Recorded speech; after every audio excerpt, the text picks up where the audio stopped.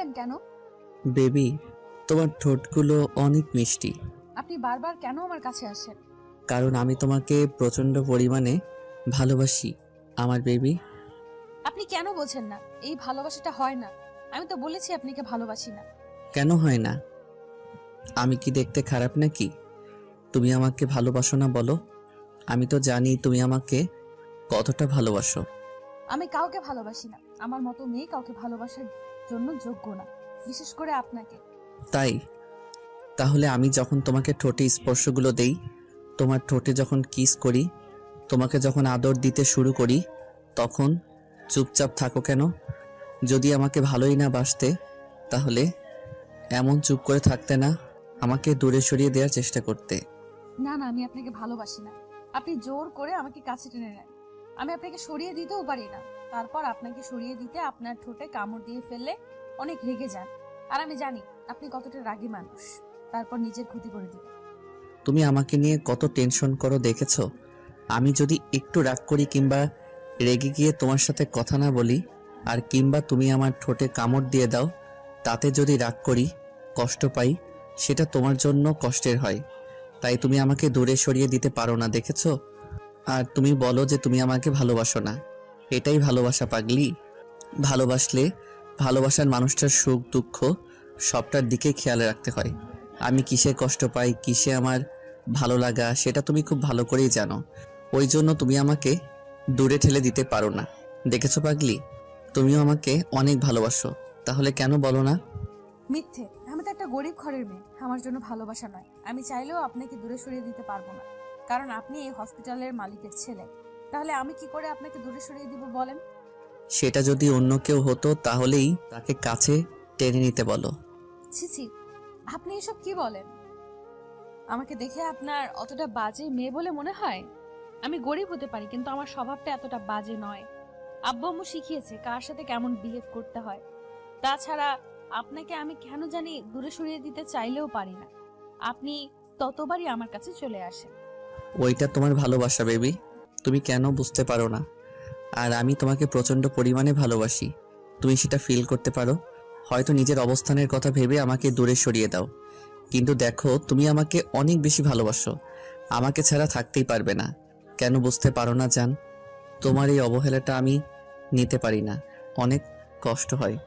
না না, আমি আপনাকে ভালোবাসি না, না কোনো কিছু ফিল করতে চাই। আমার অবস্থানটা ঠিকই আছে।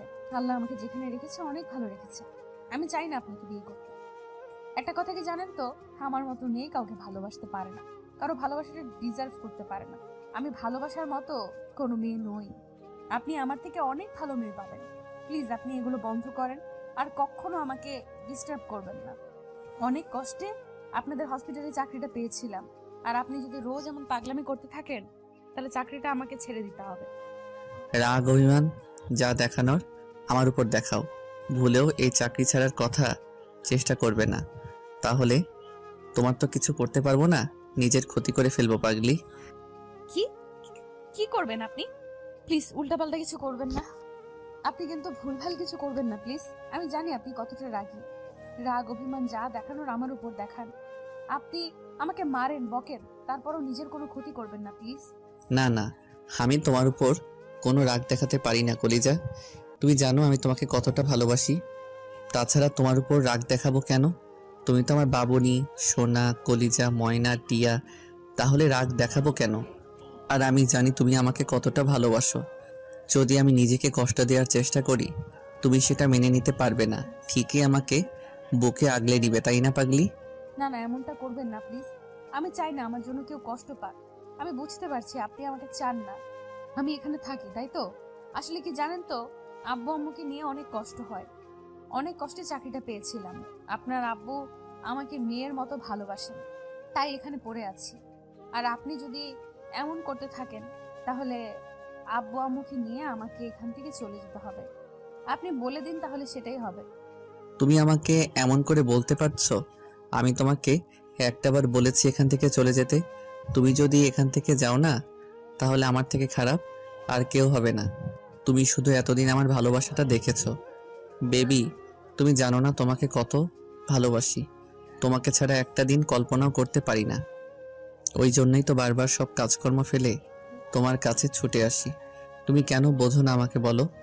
যবে থেকে তোমাকে ভালোবাসি প্রকাশ করেছি তবে থেকে তুমি আমাকে ইগনোর করতে শুরু করেছো। আচ্ছা, আমার মধ্যে কি এমন বাজে অভ্যাস আছে যার জন্য তুমি আমাকে ভালোবাসতে পারবে না বলো জান? আপনি উল্টাপাল্টা ভাববেন না। আপনার মধ্যে সবই পারফেক্ট আছে, শুধু রাগটাই একটু বেশি। সেটা কমিয়ে ফেলেন আর বোঝার চেষ্টা করেন এই সম্পর্কটা হয় না। আপনি একাই শুধু আমাকে ভালোবাসেন, আমি তো আপনাকে ভালোবাসি না। তাহলে এই সম্পর্কটা কি করে হয় বলেন? যেখানে এই সম্পর্কের কোনো ভবিষ্যৎ নেই, সেখানে আপনি এগুলো নিয়ে কেন ভাববেন? কে বলেছে আমাদের সম্পর্কের ভবিষ্যৎ নেই? তুমি শুধু শুধু ভয় পাচ্ছ। তুমি ভয় পাচ্ছ যে আমার ফ্যামিলি তোমাকে মেনে নিবে কিনা, তাই তো? ওরা কেউ আমাদের মাঝে বাধা হবে না। তুমি না বললে আব্বু তোমাকে অনেক পছন্দ করে। দেখো, ছেলের বউ হিসেবেও মেনে নিবে। আর আমি কি এত বেশি ভুল করেছি তোমাকে ভালোবেসে বলো, যার জন্য তুমি আমাকে একটু ভালোবাসতে পারবে না? ওই, আর কত কষ্ট দিবা বলো? সে একটা বছর যাবত তুমি আমাকে কষ্ট দিয়ে আসছো। এখন তো তুমি আমাকে ভালোবাসো। আমি তো ভেবেছিলাম তুমি আমাকে কখনো ভালোবাসবে না, কিন্তু এখন এত বেশি ভালোবাসো যে আবার থেকে দূরে সরে থাকতে পারো না। আমি যখনই তোমার থেকে দূরে থাকি তুমি মন খারাপ করে থাকো। তুমি বোঝো না কেন এটা আমাকে কাছে পাওয়ার তীব্র আকাঙ্ক্ষা? আমি কিছু বুঝি না আর বুঝতেও চাই না। আপনিও উল্টো বোঝেন না। আপনাকে আমি বারবার বলে বোঝাতে পারছি না এই ভালোবাসাটা হওয়া সম্ভব না। আপনি কেন বুঝতে চাইছেন না বলেন? কি করলে আপনি আমার থেকে দূরে সরে যাবেন? তোমার থেকে দূরে সরে গেলে, তোমার কাছে না আসলে, তোমাকে আমার ঠোঁটে স্পর্শগুলো না দেই, যদি তোমার ঠোঁটে আমি আদর না দেই, তুমি থাকতে পারবে? ঈশানের কথাতে নীলাশা চুপচাপ মাথা নিচু করে রাখল। তখন ঈশান ওর মুখের পাশে হাত রেখে ওর কপালে আলতো করে একটা ভালোবাসার পরশ দিতে খেয়াল করলো নীলাশার ঠোঁট জোড়া কাঁপছে। তখন ঈশান আর দেরি না করে ওর ঠোঁটের সাথে নীলাশার ঠোঁট জোড়া মিলিয়ে দিল। সাথে সাথে নীলাশা কেমন পাথরের মতো শক্ত হয়ে গেল। তারপর হুটহাট করে যখন মনে করলো এটা ওর বসের ছেলে আর যার সাথে এসব কিছু করা ওর মানায় না, ঈশান হয়তো পাগলামি করছে, কিন্তু দুদিন পর যদি ওকে ভুলে যায় তখন হয়তো ওর কাছে থাকবে না।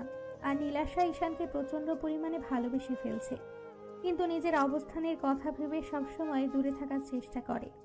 তাতে হয়তো কষ্টটাই বাড়বে। আর নীলাশা চায় না এই সম্পর্কটা হোক, তাতে কষ্টটাই বাড়বে আর ঝামেলা বাড়বে। শেষ পর্যন্ত ওকে এখান থেকে চলে যেতে হবে। আর নীলাশার বয়স্ক বাবা মাকে নিয়ে একা থাকতে হয়, অনেক কষ্টে সংসারটা চালাতে হয়। তাহলে যদি চাকরিটা চলে যায় তাহলে কখনোই আর ভালো থাকতে পারবে না, না তুলে দিতে পারবে আপু আম্মুর মুখের খাবার।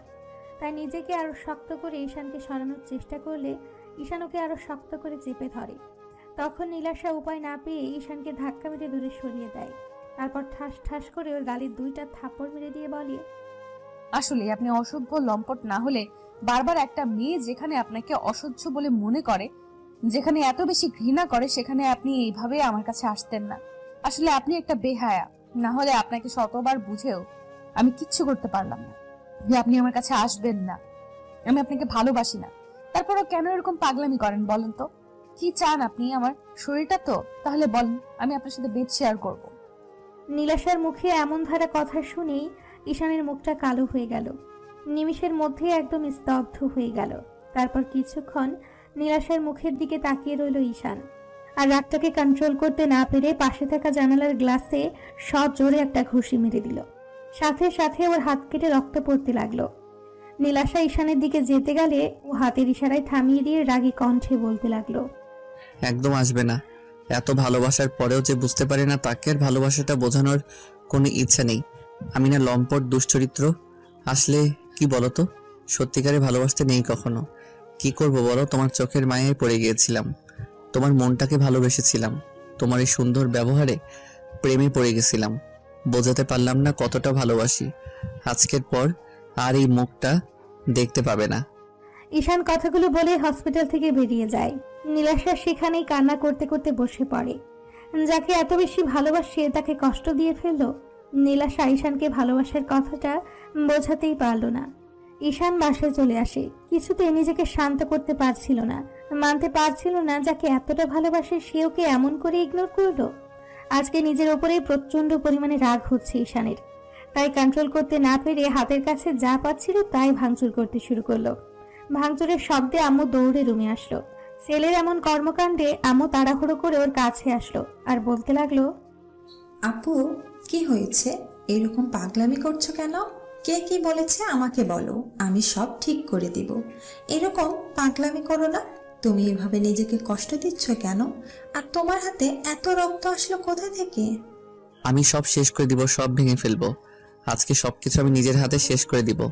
আমি কিছু রাখবো না। প্লিজ আম্মু, আমাকে আটকাতে এসো না। আচ্ছা ঠিক আছে আবু, তুমি সব ভেঙে ফেলো, সব নষ্ট করে ফেলো, কিন্তু তার আগে বলো তোমার কি হয়েছে?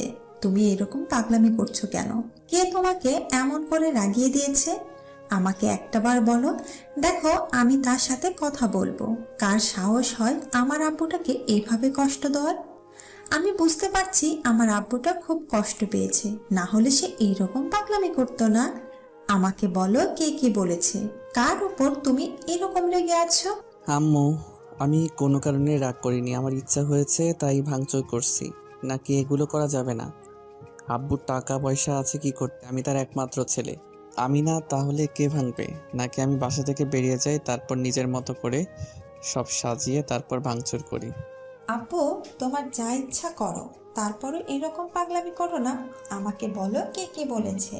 তোমার যত খুশি ভাঙচুর করো, টাকা পয়সা তো সব তোমার জন্যই, কিন্তু এইটুকু বলো যে আমার ছেলেটাকে এমন করে কে কষ্ট দিল, যার জন্য আমার ছেলেটা এরকম পাগলামি করছে। আমাকে একটাবার বলে দেখো, আমি সব ঠিক করে দিব। তারপরও এরকম পাগলামিটা অন্তত করো না। আম্মু, বললাম তো কিছু হয়নি। তুমি প্লিজ আমাকে আটকেও না। এখান থেকে যাও, আমার মাথাটা গরম আছে। ভুলভাল কিছু বলে দিলে তখন তোমারই খারাপ লাগবে। আমি না কাউকে ভালোবাসি, না কেউ আমাকে ভালোবাসে। আমি কাউকে চাই না, আমার লাইফে কারো দরকার নেই। আমি একাই থাকতে পারবো। একা থাকলে তো আর মরে যাব না। কে ভালোবাসে না আমার ছেলেটাকে বলো আপু? কার এত বড় সাহস আমার ছেলেটাকে এমন করে ফিরিয়ে দেয়? আমি দেখছি আমার ছেলেকে কে ভালোবাসে না। আমি তার সাথে কথা বলবো। তারপরও তুমি আমাকে বলো, কে কি বলেছে? আম্মু, বললাম তো এখান থেকে যাও, প্লিজ আমাকে ডিস্টার্ব করো না। তারপর উল্টাপাল্টা কিছু বলে ফেললে তখন তোমারই খারাপ লাগবে। আমাকে প্লিজ একটু একা থাকতে দাও। সেটা না হয় ঠিক আছে, তারপরও তুমি একটু শান্ত হও। তুমি সব ভেঙে ফেলো, তারপরে একটু শান্ত হও। আমি এখান থেকে চলে যাচ্ছি, তারপরে তুমি একটু শান্ত হও। আম্মু, তুমি কি চাও? আমি নিজের কোনো ক্ষতি করে দেই? তাহলে সেটা ভালো হবে বলো। আমি তাহলে সেটাই করব। তারপরও আমাকে ডিস্টার্ব করো না। আম্মু বুঝতে পারছে ঈশান খুব বেশি রেগে আছে আর কিছু একটা হারানোর ভয়ে কিংবা কিছু একটা না পাওয়ার আশঙ্কাতে এরকমভাবে কষ্ট পাচ্ছে। ঈশানের মুখে ভালোবাসার কথাটা শুনে আম্মু বুঝে গেছে হয়তো কোনো মেয়ের জন্য ঈশান এরকম পাগলামি করছে। ঈশান হয়তো কোনো মেয়েকে খুব বেশি ভালোবাসে, যার জন্য এমন পাগলামি করছে। আম্মু কিছুদিন যাবৎ খেয়াল করছে ঈশান নিজে নিজে কিছু একটা ভাবে আর একা একাই হাসে। খুব বেশি ভাবতে থাকে, যেটুকু সময় অফিসের দায়িত্ব সেটুকু। আব্বু এই বিষয় নিয়ে কয়েকবার আম্মুকে বলেছে, কিন্তু আম্মু বিষয়টা জানতে পারেনি।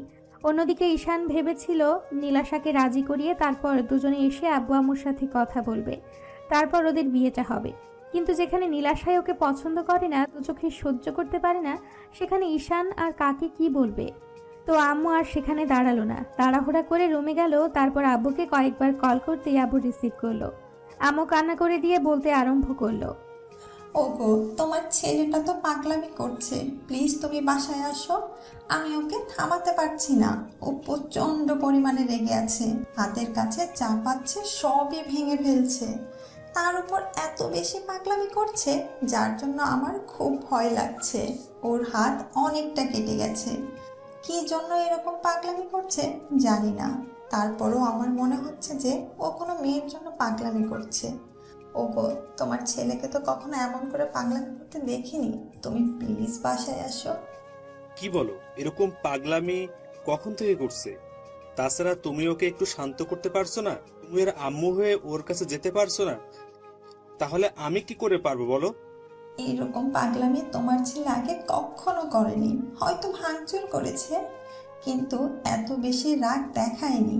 তুমি প্লিজ বাসায় এসে দেখো, আমার খুব ভয় লাগছে ছেলেটা আবার উল্টাপাল্টা কিছু করে না বসে। প্লিজ তুমি বাসায় আসো, আমি না প্রচন্ড পরিমাণের ভয় পাচ্ছি, তুমি প্লিজ একটু বাসায় আসো। আচ্ছা ঠিক আছে, আমি এক্ষুনি আসছি। তুমি প্লিজ কান্নাকাটি করো না। দেখো, সব ঠিক হয়ে যাবে। আমি আসছি। তুমি আমি আসছি, তুমি টেনশন করো না তো। আমি এক্ষুনি দেখছি কি করা যায়। আম্মুর কথাতে আব্বুর অনেক টেনশন হতে লাগলো, তাই মিটিংটা ক্যান্সেল করে দিয়ে অফিস থেকে বেরিয়ে গেল। তারপর 15 মিনিটের মধ্যে বাসায় আসলো। অন্যদিকে ঈশান রুমের সবকিছু ভাঙচুর করে একদম তছনছ করে দিয়েছে। তারপর একটা সময় কান্না করতে করতে হাঁটু গেড়ে বসে পড়ে। মাথার দুই পাশে হাত দিয়ে চুলগুলো খুব শক্ত করে চেপে ধরে কান্না করে দিয়ে বলতে আরম্ভ করে, তুমি আমাকে কেন ভালোবাসো না? কেন ভালোবাসো না আমাকে? কি কম আছে আমার মধ্যে? আমার টাকা পয়সা চেহারা কোনো দিক দিয়ে কম নেই। এমন না যে আমি একটা বাজে ছেলে, আর 10টা বড়লোকের ছেলের মতো নই। বাজে কোনো নেশা আমার মধ্যে নেই।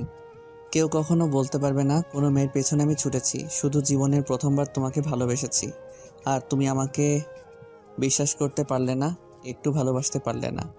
শেষ পর্যন্ত আমাকে এমন করে দূরে সরিয়ে দিতে চাইলে। আসলে কি আমি আর 10টা ছেলের মতো তোমার দেহের মোহে পড়ে তোমার কাছে যাইনি? সত্যিকারে ভালোবেসেছিলাম তো, ওই জন্য আমাকে বিশ্বাস করতে পারলে না, তাই না? আমি আর কখনো তোমাকে ডিস্টার্ব করব না।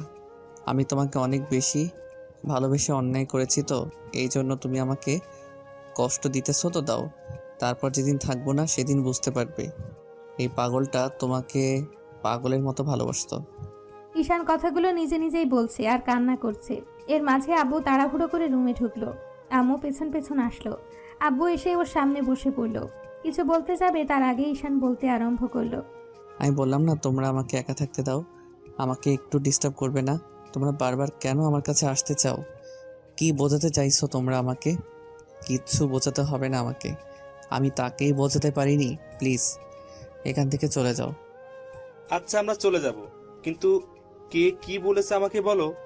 কে তোমাকে এরকম কষ্ট দিয়েছে? কার জন্য এরকম করে ভাঙচুর করলে? আর তোমার হাতের এই অবস্থা কেন? তোমার আম্মু তোমার জন্য কত কান্নাকাটি করছে, তুমি বুঝতে পারছো না? কার ভালোবাসার জন্য তুমি এরকম পাগলামি করছো আমাকে বলো। আমাদের ভালোবাসাটা কি তোমার কাছে কিছুই নয়?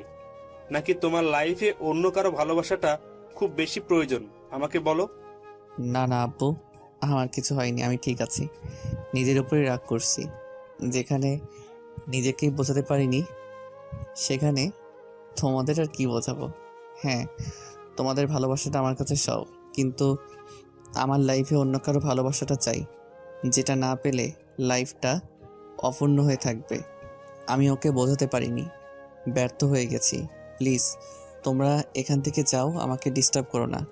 আমি একা থাকতে চাই, আমি সারা জীবনের জন্য একা থাকতে চাই।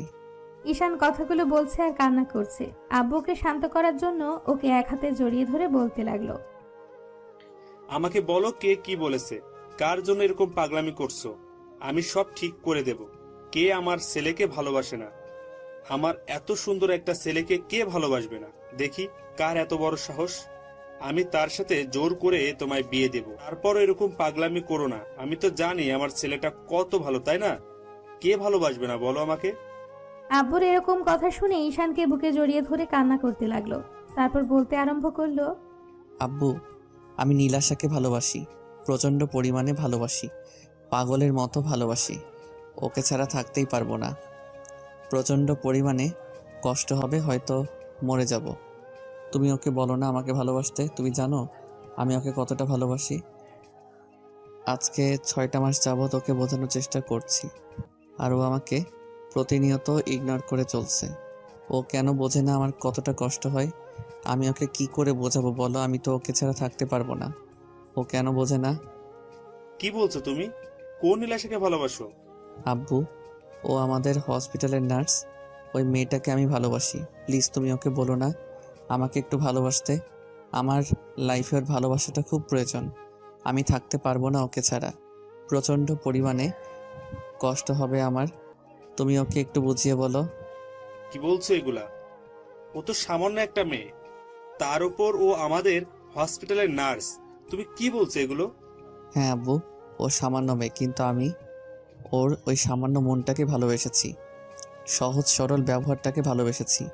ওর মায়ায় পড়ে গেছি। আর কেউ কারো মায়া পড়লে তাকে ছাড়তে পারবে বলো? আমি ওকে ছাড়তে পারবো না আব্বু। তুমি ওকে বলো না আমাকে একটু ভালোবাসতে। ও আমাকে প্রচণ্ড পরিমাণে ইগনোর করছে, যে কষ্টটা আমি সহ্য করতে পারি না। প্লিজ আব্বু, ওর ভালোবাসাটা একটু আমার লাইফে এনে দাও। আমি থাকতে পারবো না ওকে ছাড়া। এটা কি করে হয়? তুমি বুঝতে পারছো ও সামান্য একজন নার্স আর গরিব ঘরের মেয়ে।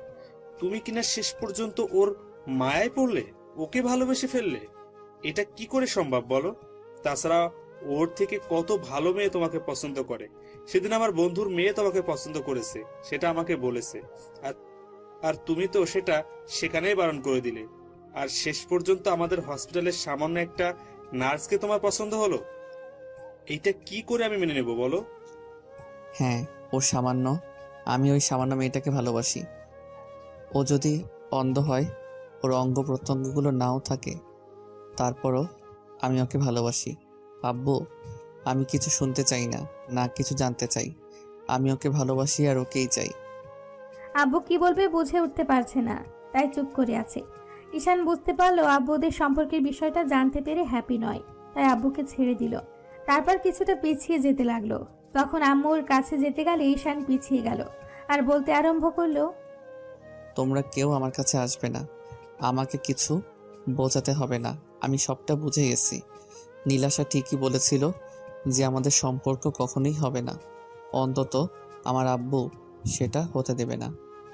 আব্বু, তোমার চুপ থাকাতেই বুঝে গেছি তুমি নীলাশাকে কখনোই মেনে নিবে না, ওকে আমার থেকে দূরে সরিয়ে দিবে। এই জন্যই ও বারবার বলে এই সম্পর্কটা কখনোই হবে না। ও কি বলেছিল জানো? যখন আমি ওকে প্রকাশ করেছি আমি ওকে ভালোবাসি, নীলাশা তোমার দয়াতে চাকরিটা পেয়েছে, তাই সেই দয়াটাও হারাতে চায় না। আর তুমি ওকে অনেক স্নেহ করো মেয়ের মতো, তাই তোমার কাছে ও তোমার ছেলেকে চাইতে পারবে না, যে কিনা ওকে দয়া করে চাকরিটা দিয়েছে। আমার ভাবতেও অবাক লাগছে, আমার আব্বু কিনা আমাকে মিথ্যা ভালোবাসা দেখায়, কিন্তু একটু ভালোবাসে না। সামান্য শুধু গরিব আর ধনীর ব্যবধানের কারণে আমার ভালোবাসাটাকে আমার আব্বু মেনে নিবে না। তোমরা চলে যাও, আমার কাউকে দরকার নেই। যেখানে নীলাশা আমাকে বুঝতে পারেনি এত ভালোবাসার পরেও, সেখানে তোমরা বুঝবে কি করে? তোমরা তো রঙিন চশমা পরে আছো, টাকা পয়সা তোমার কাছে সবচেয়ে বড়। থাকো তুমি তোমার টাকা নিয়ে। আজকের পর থেকে তুমি শুধু আমার পাল্টে যাওয়াটা দেখবে। আমি এমনভাবে নিজেকে চেঞ্জ করব যেটা তোমরা কল্পনাও করতে পারবে না। আর ও আমাকে ভালোবাসে না, আমি ওকে বোঝাতে পারিনি এতদিনেও ওকে কতটা ভালোবাসি। ঈশান কথাগুলো বলে আবারও জানালার গ্লাসে সজোরে কয়েকটা ঘুষি মেরে দিল। সাথে সাথে কাটা জায়গা থেকে আরো রক্ত পড়তে আরম্ভ করলো।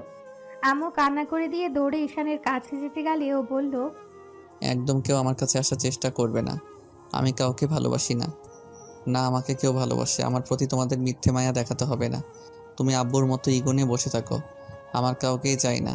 আমি নিজেকে তিলে তিলে শেষ করে দিব, তখন তোমরা ভালো থাকো।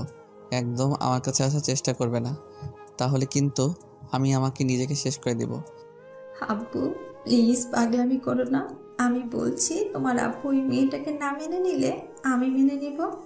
আমি দাঁড়িয়ে থেকে তোমার বিয়ে দিব ওর সাথে। তারপরও তুমি পাগলামি করো না। আম্মুর কথাটা একটু রাখো। তুমি তো জানো তোমার আম্মু তোমাকে কতটা ভালোবাসে। তোমার কষ্ট হলে আমি সেটা সহ্য করতে পারি না আব্বু। প্লিজ একটু কথা শোনো, আমাকে একটু কাছে যেতে দাও। না না, কেউ আমার কাছে আসবে না। তোমাদের কারো ভালোবাসার আমার দরকার নেই। আমি আজকে অনেক ভালোভাবে বুঝে গেছি তোমরা আমাকে কতটা ভালোবাসো, যার জন্য আমার ভালোবাসাটাকে মেনে নিতে পারছো না। আর আব্বু, আজকে থেকে তুমি শুধু তোমার ছেলের বাজে চেহারাটাই দেখতে পাবে। ঈশান কথাগুলো বলে ওয়াশরুমে ঢুকে দরজা লাগিয়ে দিল। তারপর শাওয়ারটা ছেড়ে দিয়ে ভিজতে লাগলো আর চিৎকার করে কাঁদতে লাগলো। আব্বু আর আম্মু দুজনে দরজা ধাক্কা দিতে লাগলো আর আব্বু বলতে লাগলো, ঈশান, আমার কথা শোনো। দেখো, ওর থেকে ভালো মেয়ের সাথে আমি তোমার বিয়ে দেব। দেখো, ওর থেকে সুন্দর মেয়ে তোমার লাইফে আমি এনে দেব, যে কিনা তোমাকে ওর থেকেও বেশি ভালোবাসবে। আর ওই মেয়েটা তো বলেই দিয়েছে ও তোমাকে ভালোবাসে না। তাহলে তুমি কেন পাগলামি করছো? কথাটা শোনো, আমি কি তোমার খারাপ চাইবে বলো? আমি সব সময় তোমার ভালো চাই। তাহলে কেন এরকম পাগলামি করছো? আমাকে একটু সময় দাও, আমি ওর থেকে ভালো মেয়ে তোমার জন্য এনে দিব। ওর থেকে ভালো মেয়ের আমার দরকার নেই, আমার ওকেই চাই। যেখানে আমি নীলাশাকে বোঝাতে পারিনি, সেখানে তোমাদের কি করে বোঝাবো? আমার আর কারো কথা শুনতে হবে না। আমি বুঝে গেছি তোমরা আমাকে কতটুকু ভালোবাসো। ও আমাকে ভালোবাসে না তো। তোমরা সবাই শুধু আমার বদলে যাওয়াটা দেখবে। আমি যে বুকে ওর জন্য ভালোবাসা জন্ম দিতে পারি, সেই বুকে ওর জন্য প্রচণ্ড পরিমাণে অবহেলা আর ঘৃণাটাও জন্ম দিতে পারি। ও আজকে থেকে আমার পাল্টে যাওয়াটা দেখবে। আমি ওকে কত বেশি ইগনোর করতে পারি। ঈশান কথাগুলো বলে কান্না করতে করতে ফ্লোরে বসে পড়ল। আর আব্বু আম্মু অনেকক্ষণ যাবত ওকে ডাকাডাকি করলো। আম্মু কান্না করতে করতে রুম থেকে বেরিয়ে গেল। আব্বু ডাকাডাকি করেও যখন কোনো রেসপন্স এলো না, তখন হতাশ হয়ে রুম থেকে বেরিয়ে গেল। আম্মু কান্না করছে, তাই আব্বু তাকে বলতে লাগলো, আমার কথা শোনো, সব ঠিক হয়ে যাবে। ওই মেয়েটার জন্য দুদিন পাগলামি করবে, তারপর সবই ঠিক হয়ে যাবে। একটু বোঝার চেষ্টা করো, তোমার ছেলেটা এরকমই, যে জিনিসটা খুব করে চাই সে জিনিসটার জন্য পাগলামি করে। এখন ওই মেয়েটার প্রতি একটু মায়ায় পড়েছে, কিন্তু ওকে ভালোবাসে না, আবেগের বশে এরকমটা করছে। দেখো, সব ঠিক হয়ে যাবে। হ্যাঁ, আমার ছেলেটা তো এখনো ছোট আছে, যার জন্য আবেগের বশে এরকম করছে। আসলে কি বলতো, আমাদের ভালোবাসার কোনো মূল্য তোমার কাছে নেই। তোমার কাছে নাম, যশ, প্রতিপত্তি, টাকা পয়সা, এগুলো সব কিছু, তাই না? একটা সময় দেখবে তোমার জন্য আমার ছেলেটা শেষ হয়ে যাবে, তারপরও তুমি বুঝতে পারবে আমার ছেলেটা ওই মেয়েটাকে কতটা ভালোবাসতো। এই মেয়েটা কি এমন অন্যায় করেছে? আর আমার ছেলেটা বলো, যার জন্য তুমি ওর ওপর খালি দায়িত্বের বোঝাটাই চাপিয়ে দাও। ছোটবেলা থেকে ওর নিজের কোনো ইচ্ছা আমরা পূরণ করতে পারি না। তুমি ওকে যেটা বলো সেটাই শুনতে হয়। আর তুমি বলো ওর কোনো ইচ্ছা অপূর্ণ রাখনি, যার জন্য আমার ছেলেটা ভেতর থেকে ভেঙে যাচ্ছে। ছেলেটার বোঝার বয়স হতেই বিদেশে পাঠিয়ে দিলে, তারপর যখন দেশে ফিরে আসলো তখন একটা মেয়েকে ভালোবাসলো, আর তুমি তাকে ওর লাইফ থেকে ফিরিয়ে দিচ্ছ। একটা সময় তুমি বুঝতে পারবে তুমি কত বড় ভুল করেছো, তখন হয়তো আমার ছেলেটাই ফুরিয়ে যাবে। শাইলা, আমার কথা শোনো, দেখো কিছু হবে না। তোমার ছেলে পাগলামি করছে, একটা সময় পাগলামিটা থাকবে না, তারপর দেখো সব আবার স্বাভাবিক হয়ে যাবে। হ্যাঁ হ্যাঁ হ্যাঁ, আমার ছেলে পাগলামি করে, আর আমিও একটা পাগল, যার জন্য এরকম পাগল ছেলের জন্ম দিয়েছি। তুমি আর কিছু বোঝাতে আসবে না আমাদের। আমার ছেলেটার যদি কিছু হয় না, আমি সারা জীবনের জন্য তোমার থেকে দূরে চলে যাব। তুমি যেখানে নিজেই ভালোবেসে বিয়ে করেছিলে, সেখানে আমার ছেলের ভালোবাসাটা কি তোমার মেনে নিতে কি সমস্যা? তুমি বুঝতে পারছো না, ওই মেয়েটা একটা সাধারণ ঘরের মেয়ে, গরিব ঘরের মেয়ে। ওকে আমার ছেলের পাশে দাঁড় করিয়ে আমি কি করে মানুষকে বলবো যে একটা নার্স আমার ছেলের বউ? আমি কি করে মানুষের সামনে মুখ দেখাবো বলো? বাহ, শেষ পর্যন্ত এরকম একটা কথা তুমি বলতে পারলে। ও গরিব বলে কি মানুষ না? তুমিও তো আমাকে গরিব ঘর থেকেই তুলে এনে বিয়ে করেছিলে। আমার আব্বুকে কি বলেছিলে? আমাকে যদি তোমার সাথে বিয়ে না দেয় তাহলে তুলে নিয়ে গিয়ে বিয়ে করবে। আর সেখানে শেষ পর্যন্ত কিনা একটা গরিব ঘরের মেয়েকে তোমার ছেলে ভালোবেসেছে বলে আজকে তুমি এমন করে তাকে দূরে সরিয়ে দিচ্ছ। তোমার কারণে একটা সময় আমার ছেলেটা শেষ হয়ে যাবে, আর সেই দিনই আমার শেষ দিন হবে, বলে দিলাম। ঈশানের আম্মু কথাগুলো বলে রুম থেকে বেরিয়ে গেল কান্না করতে করতে। ঈশানের আব্বু কি করবে বুঝে উঠতে পারছে না, চুপচাপ রইল। অন্যদিকে ঈশান চলে আসার পর নীলাশা হাউমাউ করে কান্না করে দিয়ে হাঁটু গেড়ে বসে পড়ে।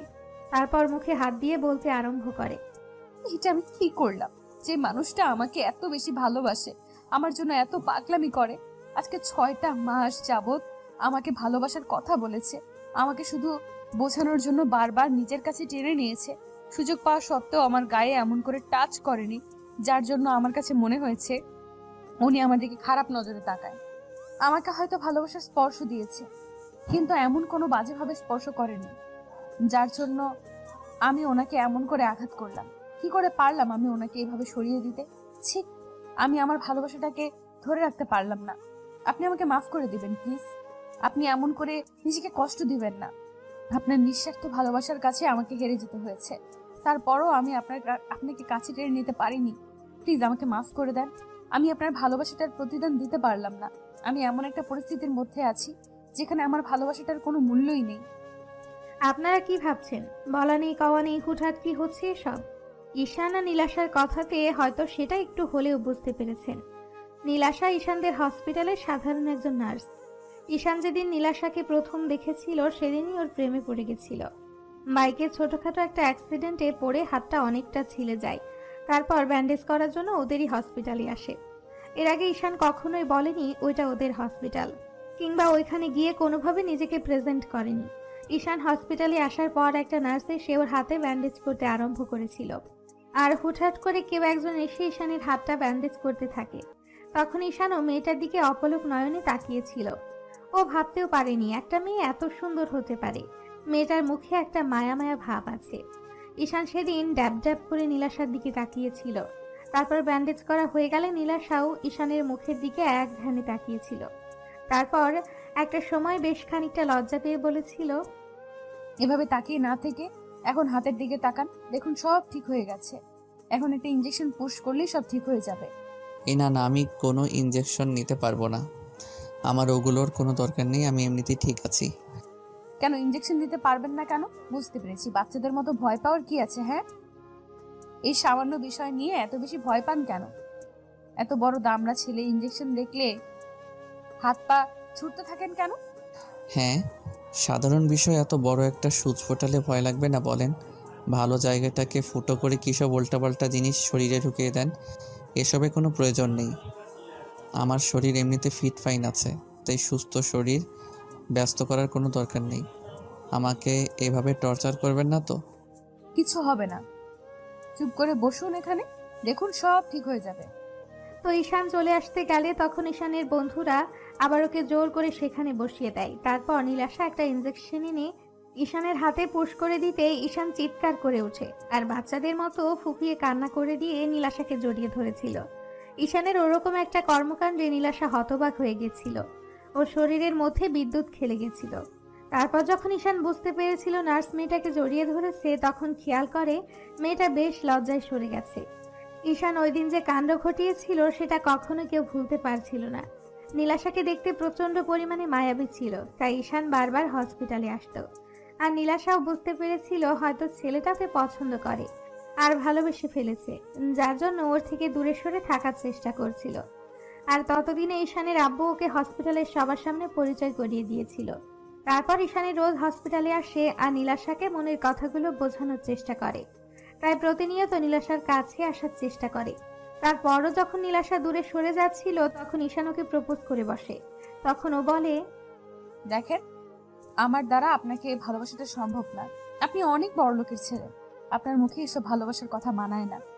তার উপর আমার মতো একটা শরীরের জন্য তো নয়ই। শুধু শুধু এসব কথা বলে নিজেকে একটা হাসির পাত্র বানাবেন না। দেখো, আমি সত্যি তোমাকে ভালোবাসি, তুমি কেন বুঝতে চাইছো না? তাছাড়া বড়লোকের ছেলেরা কি ভালোবাসতে পারে না? নাকি আমাদের মন বলতে কিছু নেই? তুমি হয়তো আমাকে বড়লোকের আর 10টা ছেলের মতো ভাবছো। আমি তোমাকে ভালোবেসে নিজের কাছে টেনে নিয়ে নিজের প্রয়োজনটা মিটিয়ে তারপর দূরে সরিয়ে দেব, তেমনটা কখনোই হবে না। আপনি আমার সম্পর্কে জানেন না, তাই আপনার এই ভালোবাসাটা উপচে উপচে পড়ছে। যখন জানতে পারবেন তখন আপনার এই ভালোবাসাটা থাকবে না। তাই বলছি, আপনি এখনই এখান থেকে চলে যান। আপনাকে আর ভালোবাসা দেখাতে হবে না। আর আপনি জানেন না, আমি একটা গরিব পরিবারের মেয়ে। আপনি যদি আমার সম্পর্কে জানতেন তাহলে কখনোই এই ভালোবাসার কথাটা আমাকে বলতে পারতেন না। তুমি কেমন কি আমি সেটা জানতে চাইনি। তুমি কোন পরিবারের থেকে এসেছো, তোমার ব্যাকগ্রাউন্ড কি, কয়টা ছেলের সাথে রিলেশন করেছো, আমি কি এসব নিয়ে ইন্টারভিউ দিতে বলেছি? আমি তোমাকে ভালোবাসি সেটা জানিয়ে দিলাম। আর তুমি যে আমার থেকে সিনিয়র আমিও সেটাও জানি। তাই আমি আরও কিছু জানতে চাই না। তুমি আমাকে ভালোবাসবে, তুমি সময় নাও, যত পারো সময় নাও, আর আমার সম্পর্কে জেনে নাও। আমি বিদেশ থেকে পড়ালেখা করে এসেছি, আর দরকার পড়লে তুমি আমার বন্ধুর থেকে জেনে নিও। কালকে আমি ওকে পাঠিয়ে দিব, ও সবটা বলে দিবে। কিন্তু আর কোনো কথা নয়, আমি যেটা বলেছি সেটাই হবে। আমাকে তোমার ভালোবাসতেই হবে, না মানলে জোর করে উঠে নিয়ে গিয়ে বিয়ে করব। সেটা কি খুব ভালো হবে? তার থেকে সহজে বলে দাও আমাকে ভালোবাসো। ঈশান এরকম ধারা পাগলামিতে নীলাশা সেদিন ভেবেছিল হয়তো এই ছেলেটা দুদিন পরে ওকে ভুলে যাবে। কিন্তু দিন যতই যাচ্ছিল ঈশানের পাগলামিটা বেড়েই চলছিল। একটা মাস যেতে না যেতে ঈশান নীলাশাকে ভালোবাসার গভীরতাটা বোঝাতে বন্ধুদের কথা মতো ওকে কাছে টেনে নিতে শুরু করে। তার মনের কথাগুলো বোঝানোর জন্য ওকে নানাভাবে নিজের স্পর্শগুলো দিতে শুরু করে। প্রথম প্রথম নীলাশার অস্বস্তি লাগলেও বুঝতে পেরেছিল যে ছেলেটা ওকে সত্যিই ভালোবাসে, যার জন্য ওকে বারবার কাছে টেনে নেয়। নীলাশা মুখে না বললেও ঈশানের স্পর্শগুলো ও মন থেকে উপভোগ করত। তারপরও বুঝতে পেরেছিল এই সম্পর্কটা হওয়াটা কোনোভাবেই সম্ভব না। তার উপরে যদি ঈশানের আব্বু জানতে পারে তাহলে ওকে চাকরি থেকে বের করে দিবে। সবকিছু বিবেচনা করে আর নিজের অবস্থানের কথা ভেবে নীলাশা ঈশানকে দূরে সরিয়ে রাখার চেষ্টা করেছিল, কিন্তু দিন দিন ঈশানের পাগলামোটা এত বেশি বেড়ে যাচ্ছিল যার জন্য ওকে আটকে রাখাটাই কষ্ট হচ্ছিল। নীলাশা অনেক ভেবে তারপর একটা সিদ্ধান্ত নেয়। এর মাঝে পুরো 6টা মাস কেটে যায়, আর এই 6টা মাসে ঈশান এত বেশি পাগলামি করলো যার জন্য নীলাশা ওকে দূরে সরিয়ে রাখতেই পারছিল না। তারপর অনেক কষ্টে নিজের মনটাকে স্থির করে, ভাবে যে করেই হোক ঈশানকে দূরে সরিয়ে দিতে হবে। তাই ওকে প্রচন্ড পরিমাণে ইগনোর করতে শুরু করে। আর ঈশান প্রতিদিনের মতো আজকেও নীলাশার সাথে দেখা করতে আসে। তারপর যখন ওর সাথে কথা বলছিল তখন নীলাশা ঈশানকে এড়িয়ে যাচ্ছিল। তখন ঈশান ওকে একটা ফাঁকা রুমে নিয়ে যায় আর নীলাশাকে কাছে টেনে নেয়। তারপর ওদের মাঝে কি কথা হলো সেটা তো আপনারা জানতেই পারলেন। ঈশানের সাথে এমন একটা সিন ক্রিয়েট করে নীলাশা হসপিটালে থাকতে পারল না, কান্না করতে করতে বাসায় চলে গেল। তারপর সারাটা দিন রুম থেকে বেরোলো না। অন্যদিকে ঈশান 2 ঘন্টা যাবৎ শাওয়ার নিয়ে চোখের অশ্রুগুলো শাওয়ারের সাথে এক করে দিল। তারপর ওয়াশরুম থেকে বেরিয়ে আসলো। আজকে যাকে এত বেশি ভালোবাসলো তাকে বোঝাতে পারলো না, তাই বুকের ভেতর প্রচুর পরিমাণে কষ্ট হচ্ছিল। তাই বাসাতে থাকতে পারলো না। কোনো রকমে শুকনো কাপড় পরে বাসা থেকে বেরিয়ে গাড়ির চাবিটা নিয়ে বেরিয়ে পড়লো। যাওয়ার সময় আম্মু পেছন থেকে কয়েকবার ডাকলো, ঈশান শুনলো না। ঈশান একটা বারে আসে আর নেশা করতে লাগলো। ঈশানের ড্রিঙ্কস করার অভ্যেস নেই, কিন্তু দেশে ফিরে বন্ধুদের জোরাজোরিতে একদিন পার্টিতে একটু খেয়েছিল। সেদিন মনে হয়েছিল বুকের ভেতরটা চিরে যাচ্ছিল। ভেবেছিল এগুলো মানুষ কি জন্য খায়, সেটা বোঝার চেষ্টা করেছিল। কিন্তু আজকে মনে হচ্ছে এগুলো খেয়েই নিজেকে শান্ত করে রাখতে পারবে। ঈশান একের পর এক ড্রিঙ্কস করে যাচ্ছে, কিছুতেই বুকে যন্ত্রণা কমছে না। ঈশান ড্রিঙ্কস করতে করতে এতটাই মাতাল হয়ে গেল যার জন্য ওর মধ্যে কোনো হিতাহিত জ্ঞান নেই। ও টেবিলে শুয়ে পড়ে আর বলতে আরম্ভ করে, কেউ আমাকে ভালোবাসে না, আর আমিও কাউকে ভালোবাসি না। আমি ওকে বোঝাতেই পারিনি কতটা ভালোবাসি। যেখানে আমাকে মেয়েরা চোখে হারায় সেখানে তুমি আমাকে এমন করে দূরে সরিয়ে দিলে। নিজের মায়া ফেলে ভালোবাসা শিখিয়ে এখন ভালোবাসাটা বুঝতে চাইলে না। তোমার কাছে আমি এতটাই তুচ্ছ হয়ে গেছি যার জন্য আমাকে ভালোবাসতে পারবে না। আমি তো একটা বাজে ছেলে। এখন থেকেই বাজে ছেলেটা তোমাকে ডিস্টার্ব করবে না। এখন থেকে আরেকটু ডিস্টার্ব করব না, দেখো। ঈশান কথাগুলো বলতে বলতে সেখানেই ঘুমিয়ে পড়ল। তো রাত 1টা বেজে যাচ্ছে, তারপরও ঈশান বাসায় ফিরছে না। আম্মু কান্না করে পুরো বাসা মাথায় তুলে ফেলেছে। আব্বু বারবার বলছে, শাইলা, শান্ত হও। তোমার ছেলে একটু পরেই বাসায় চলে আসবে। তুমি কান্নাকাটি করছো কেন? কিছু হবে না। তুমি শুধু শুধু পাগলামি করছো। আর একটা কথা বলবে না এরপরও? তোমার মুখ দিয়ে কথা বেরোচ্ছে, এত কিছুর পরও তুমি নিজেকে স্বাভাবিক রাখতে পারছো? আমার ভাবতে অবাক লাগছে তুমি কি না এরকমভাবে নিজেকে স্বাভাবিক রাখতে পারছো। আসলে ছেলেটা তো আর তোমার একার নয়, আমারও। এই জন্য আমি নিজেকে কিছুতেই স্বাভাবিক রাখতে পারি না। আম্মুর কথায় উত্তর দেবার মতো আব্বুর কাছে কোনো উত্তর নেই। এটা ঠিক যে উনি শুধু স্ট্যাটাসের কথা ভেবে নীলাশাকে ওনার ছেলের থেকে দূরে সরিয়ে রাখছে। তো আম্মু অনেকক্ষণ যাবৎ কান্না করলো। তারপরও যখন আব্বু চুপ করে রইল তখন আম্মু ঈশানের বন্ধু রাজকে কল করলো। তারপর কান্না করে সবটা বলল। সব শোনার পর রাজ বাসা থেকে বেরিয়ে ঈশানকে এদিক ওদিক খুঁজতে লাগলো। তারপর যখন পাচ্ছিল না তখন ভাবলো ঈশান সেদিন যে বাড়ি গিয়েছিল হয়তো ওইখানটায় থাকতে পারে। রাজ বাড়ির একটা ওয়েটারকে কল করে জানতে পারলো ঈশান ওখানেই আছে। রাজ তাড়াহুড়ো করে বাড়ি চলে যায়। তারপর গিয়ে দেখে ঈশান পুরো মাতাল হয়ে গেছে, না কোনো রেসপন্স আছে আর না কোনো কথা বলছে। ও কোনো রকম বিলটা দিয়ে তারপর ঈশানকে নিয়ে বাসার উদ্দেশ্যে চলে যায়। 8 ঘন্টা পর বাসায় পৌঁছে কলিং বেল দিলে আম্মু দরজা খুলে দেয়। রাজের কাঁধে ঈশানকে দেখে আম্মু কান্না জুড়ে দেয়। তখন রাজ বলতে আরম্ভ করে, কান্নাকাটি করবে না, দেখেন সব ঠিক হয়ে যাবে। ও হয়তো একটু বেশি ড্রিঙ্কস করেছে। সব দোষ এর আব্বুর রয়েছে। একটা সময় দেখো আমার ছেলেটা ওর আব্বুর জেদের জন্যই শেষ হয়ে যাবে। এর আব্বুর রাগ অভিমান আর না শেষ হবে না। উনি নিজের কথা ভেবে আমার ছেলের ভালোবাসাটা বারবার দূরে সরিয়ে দিচ্ছে। তুমি দেখো, তোমার এই রাগ অভিমানের জন্য আমার ছেলেটা একটা সময় মারা যাবে। তার জন্য একমাত্র দায়ী থাকবে তুমি। রাজ ঈশানকে নিয়ে শুয়ে দিতে আম্মু কিছুক্ষণ ওর পাশে বসে কান্না করলো, আর রাজ দাঁড়িয়ে রইল। আম্মু ঈশানের জুতাটা খুলে দিয়ে এসিটা ছেড়ে দিয়ে ওর শরীরে একটা চাদর দিয়ে কান্না করতে করতে বেরিয়ে গেল। আর রাজ বলতে লাগলো, আন্টি আমি জানি না ঈশান কী জন্য এমন করছে, তবে মনে হচ্ছে অনেক কষ্ট পেয়েছে, তাই সব উল্টোপাল্টা জিনিস খেয়েছে। যদি কিছু মনে না করেন তাহলে আমাকে বলেন, যদি কোনো সমস্যা না হয় আমি চেষ্টা করব আমার সর্বোচ্চ দিয়ে সমাধান করার। আমি তো ওকে বেস্ট ফ্রেন্ড ভাবি, ও আমাকে বেস্ট ফ্রেন্ড ভাবে, তাহলে আমার বেস্ট ফ্রেন্ডের এরকম একটা অবস্থান কি করে আমি চুপ করে থাকবো বলেন? আম্মু কান্না করতে করতে সবটা বলল রাজকে। রাজ মাথা নিচু করে রইল, তারপর বলতে লাগলো, আন্টি আমি এই বিষয়টা জানতাম, আর ঈশানকে বারণও করেছিলাম এই মেয়েটাকে ভালো না বাসতে, ওর কাছে না যেতে, তারপর ওর মায়ে জড়িয়ে গেছে। আমি জানি এরকম কিছু ঘটতে পারে, তাই ওকে আগেই বারণ করেছিলাম, কিন্তু ঈশান আমার কোনো কথা শুনেনি। কি করবে বলেন, ভালোবাসাটা তো আর বলে কয়ে হয় না, হয়ে গেছে। আর ঈশান বুঝতে পেরেছে তখন এরকম পাগলামিটা করছে। আমি এর থেকে বেশি কিছু বলতে পারলাম না। এই মেয়েটা অনেক গরিব ঘরের, এই জন্যই হয়তো আঙ্কেল ওকে মেনে নিতে চাইছে না। আম্মু কান্না করতে লাগলো। তখন রাজ নিরুপায় হয়ে বাসা থেকে বেরিয়ে গেল। অন্যদিকে নীলাশা সারা রাত আর ঘুমোতে পারল না, কান্না করে বালিশ ভেজাল। আম্মু আব্বু ওকে অনেকবার জিজ্ঞেস করলো, তো এভাবে 2-3 দিন কেটে গেল। নীলাশা মন খারাপ করে থাকে হসপিটালেও।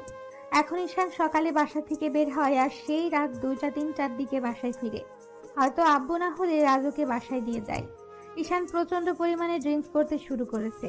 তার উপর যদি ওর আব্বু কিংবা আম্মু বারণ করে, আবার সেই ভাঙচুর করতে শুরু করে দেয়, নিজেকে কষ্ট দেওয়ার চেষ্টা করে। এর মাঝে ঈশান কয়েকবার হাত কেটে ফেলেছে, নিজেকে শেষ করে দেওয়ার চেষ্টা করেছে। ছেলের এমন অধঃপতন দেখে আম্মু প্রচন্ড পরিমাণে কান্না করে আর বারবার আব্বুর কাছে রিকোয়েস্ট করে বলে মেয়েটাকে মেনে নিতে, আর আব্বু তার উল্টো কাজটাই করে। এসব জানতে পারলে ঈশানের আব্বুর প্রতি যতটুকু ভালোবাসা ছিল সেটুকু শেষ হয়ে যাবে। তো আফজাল সাহেব অনেক ভেবেচিন্তে হসপিটালে আসে। তারপর নীলাশাকে ডেকে পাঠায়। নীলাশা অনুমতি নিয়ে ঢোকে, তারপর ওনার সামনে দাঁড়িয়ে বলে, আঙ্কেল আমাকে ডেকেছেন? হ্যাঁ ডেকেছি, আর তোমাকে কি জন্য ডেকেছি তুমি সেটা জানো। তুমি খুব ভালো আছো তাই না, এরকম একটা নাটক করে? নীলাশা মাথা নিচু করে রইল। ও জানে আফজাল সাহেব ওকে কিসের জন্য ডেকেছে। নীলাশা কিছুক্ষণ চুপ করে থেকে বলতে আরম্ভ করে, আঙ্কেল আমি জানি আপনি আমাকে ভুল বুঝবেন, কিন্তু আমি আপনার ছেলের পাগলামিতে কোনো সায় দেইনি। আমি জানি এই সম্পর্ক হবার না। আমি একটা গরিব ঘরের মেয়ে, আমি কি করে আপনার ছেলের বউ হতে পারি এটা আমি কখনোই ভেবে দেখিনি। আমি আপনার ছেলেকে ফিরিয়ে দেওয়ার চেষ্টা করেছিলাম, কিন্তু উনি বারবার পাগলামি করেছে। তার জন্য যদি আপনি আমাকে শাস্তি দেন কিংবা চাকরি থেকে বের করে দিতে চান দিতে পারেন, আমি এখান থেকে অনেক দূরে চলে যাব। আমি তোমাকে চাকরি ছেড়ে যেতে বলিনি, কিন্তু তুমি ওর সাথে কোনো কাজে সায় দিবে না, যাতে আমার সম্মানটা ডুবে যায়। আমি তোমাকে এখানে চাকরি দিয়েছি, তার মানে এই না যে তুমি সেটার সুযোগ নিয়ে আমার ছেলের দিকে হাত বাড়াবে। আঙ্কেল আমার আব্বু আম্মু তেমন কোনো শিক্ষা দেয়নি। ওরা আমাকে শিখিয়েছে কার স্থান কোথায়। আমি আমার স্থানটা খুব ভালো করেই জানি। আমি সামান্য একজন নার্স। আমার সাজে না আপনার ছেলেকে নিয়ে স্বপ্ন দেখা। আমি যেখানে নিজেকে নিয়ে স্বপ্ন দেখতে ভুলে গেছি, সেখানে এত বড় স্বপ্নটা দেখা আমার জন্য অনেক অপরাধ হবে, তাই আমি এগুলো ভাবি না। আপনার যদি আমার কথাগুলো বিশ্বাস না হয় তাহলে আপনি আমাকে শাস্তি দিতে পারেন স্যার। আফজাল সাহেব আর কিছু না বলে কেবিন থেকে বেরিয়ে যেতে নীলাশা কান্না করতে করতে দেওয়ালের সাথে পিঠ ঠেকিয়ে নিচে বসে পড়ল আর বলতে লাগলো, সব দোষ আমার জন্যই সবটা হয়েছে। আমি যেখানেই যাই সেখানেই একটা না একটা ঝামেলা পাকাই। আল্লাহ কি জন্য যে সাদা চামড়ায় আমাকে দিতে গেল। এর থেকে তো কালো চেহারাই ভালো ছিল, তাতে অন্তত ছেলেরা আমার দিকে নজর দিত না। এই সুন্দর চেহারাটা আমার জন্য কালো হয়ে দাঁড়াতো না। আমি তো গোবরে পদ্ম ফুল হয়ে জন্ম নিয়েছি। এই পদ্ম ফুলটা যতই সুন্দর হোক কেউ তুলে বাসায় নিয়ে যাবে না। আল্লাহ যে মানুষটার কপালে আমি নেই তাকে আমার জন্য কষ্ট দিও না। আমার কথাটা ছেড়েই দিলাম, তুমি অন্তত ওনাকে কষ্ট দিও না। আমি এগুলো সহ্য করতে পারছি না। তুমি এর শেষ কোথায় বলে দাও আমাকে। এভাবে পুরো একটা মাস কেটে গেল। এর মাঝে ঈশান নিজের বেহাল দশা করে ফেলেছে, পুরো পাগল হয়ে গেছে। এদিক ওদিকে দৌড়ে বেরিয়েছে। আর সেদিনের পর থেকে ঈশান আর হসপিটালে যায়নি। এর মাঝে কয়েকবার ঈশানের সাথে নীলাশার রাস্তায় দেখা হয়েছে। নিশান ওকে খেয়াল করেনি, কিন্তু নীলাশা ওকে দেখলে নিজেকে আড়াল করে রেখেছে। নীলাশা খুব কাছ থেকে দেখেছে আগে সেই হ্যান্ডসাম স্মার্ট স্টাইলিশ ছেলেটা কেমন পাগলের মতো হয়ে গেছে। চুলদাড়ি বড় হয়ে গেছে আর একদম দেবদাস হয়ে গেছে, পাগলের মতো ঘোরাফেরা করে। তার উপর সবসময় হাতে সিগারেট থাকে। আম্মু রোজ কান্না করে ঈশানকে বোঝানোর চেষ্টা করে। অন্যদিকে আফজাল সাহেবের মনটা সেই পাথর হয়ে আছে। ছেলের এরকম একটা অবস্থা উনি মুখ বুজে সহ্য করে যাচ্ছে। আর আম্মু ওনাকে বলতে বলতে ক্লান্ত হয়ে গেছে। বুঝতে পারেন উনি কখনোই ওদের সম্পর্কটা মেনে নিবে না। তাই শেষে আম্মু আব্বুকে বোঝানোটাই বন্ধ করে দেয়। আম্মু প্রতিদিন সকালে ঈশানের রুমে গিয়ে দেখে ঈশান ঘুমোচ্ছে, না হলে উঠে বসে আছে আর কিছু একটা ভাবছে। প্রতিদিনের মতো আজকে রুমে এসে দেখে ঈশান সিগারেট খাচ্ছে। আম্মু আসতেই ঈশান সিগারেটটা ফেলে দিল। তখন আম্মু বলতে লাগলো, আপু, আর কত কষ্ট দেবে নিজেকে? এভাবে তিলে তিলে শেষ হয়ে যাচ্ছ। তার জন্য তো আমিও কষ্ট পাচ্ছি। তুমি সেটা কি দেখতে পাচ্ছ না? নাকি আমার ভালোবাসাটা তোমার কাছে কিছুই মনে হয় না? তুমি বলে দাও তাহলে, আমি এখান থেকে চলে যাব। অন্তত তোমার কষ্টটা আমাকে দেখতে হবে না। আমি দিনের শেষে শুধু এইটুকু দেখতে চাই, আমার ছেলেটা হাসি মুখে আছে। তাহলে তুমি সেই হাসি মুখটা, তো তোমার মুখে সেই হাসিটাই আমি দেখতে পাচ্ছি না। উল্টে নিজেকে এত বাজেভাবে একটা বাজে পরিস্থিতির মধ্যে ঠেলে দিচ্ছ, যেখান থেকে তুমি পরবর্তীতে ফিরে আসতে পারবে না। ঈশান কোনো কথাই বলছে না।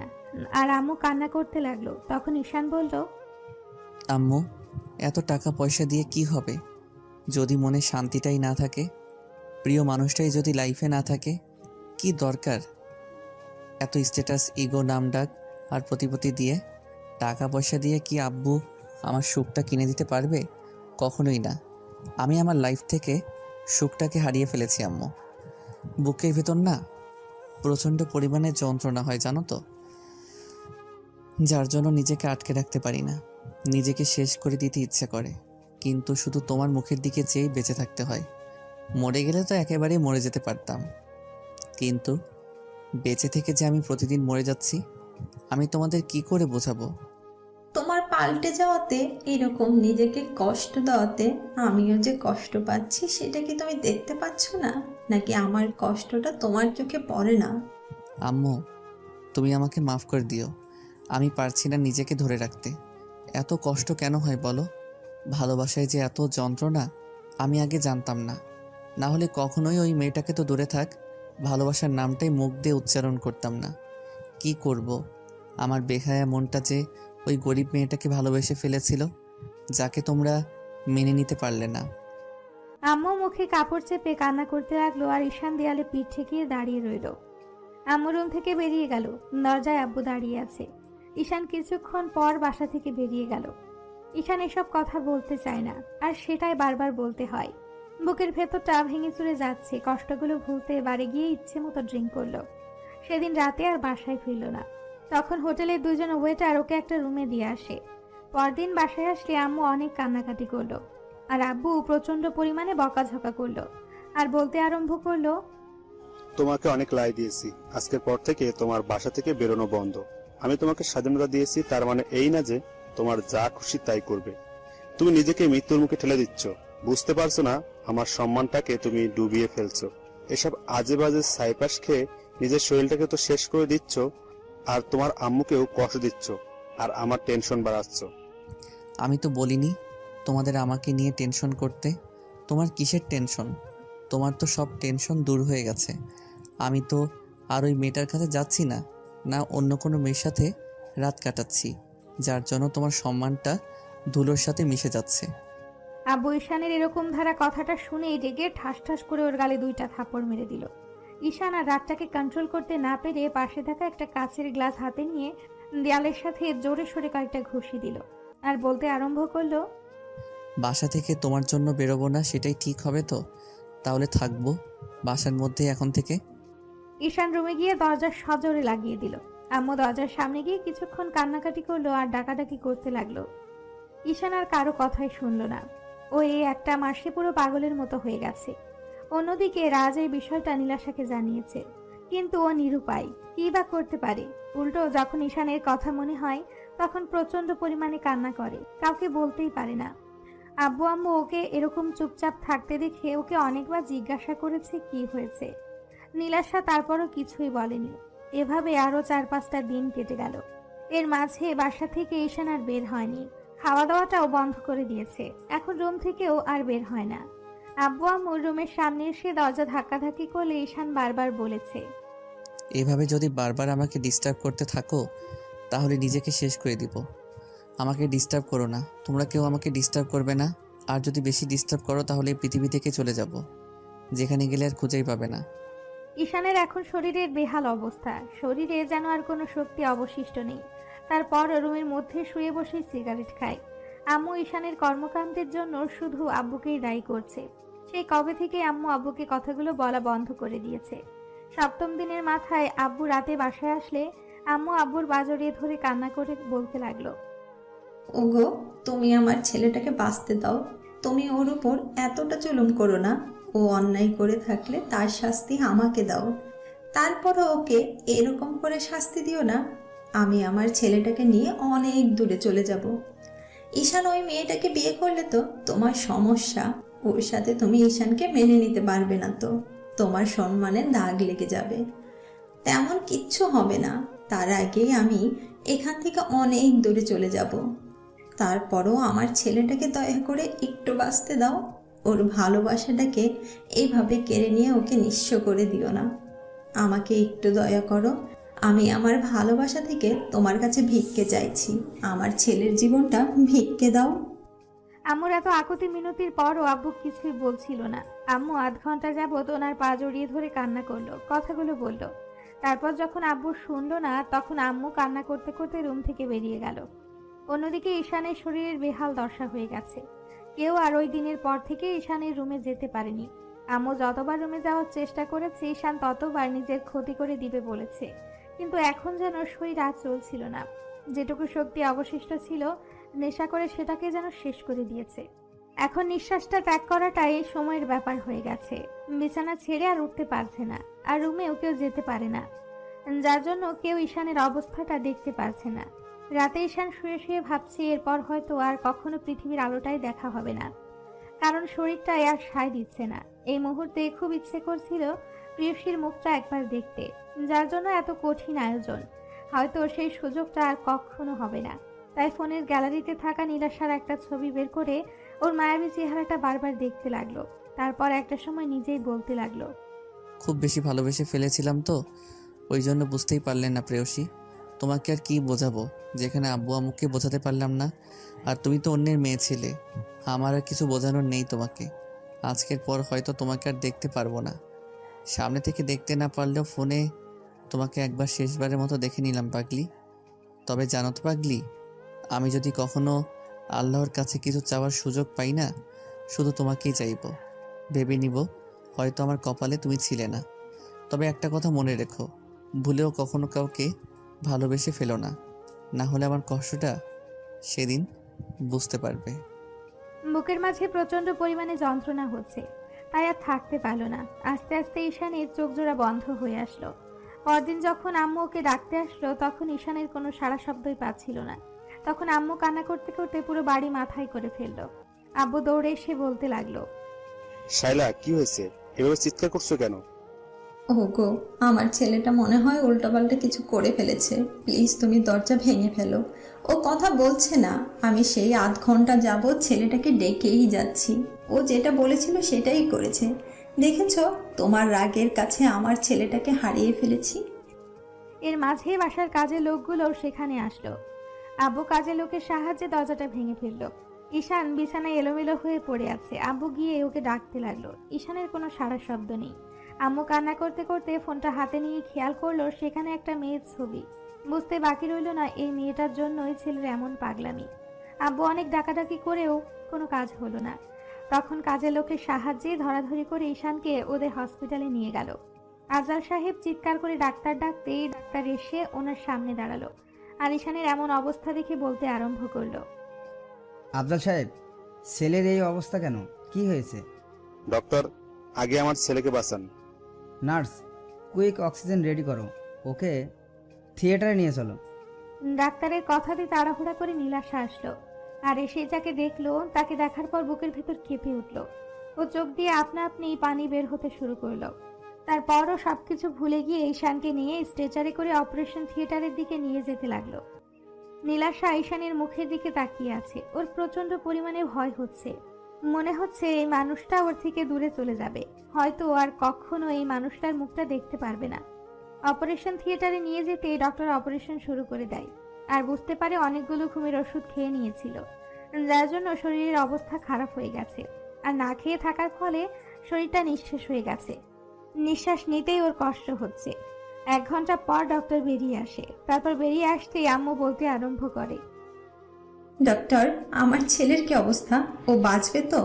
আমি ওকে আবার সেই আগের মতো অবস্থায় ফিরে পাবো তো? ও আমাকে আম্মু বলে ডাকবে তো? ম্যাডাম, আপনি শান্ত হন।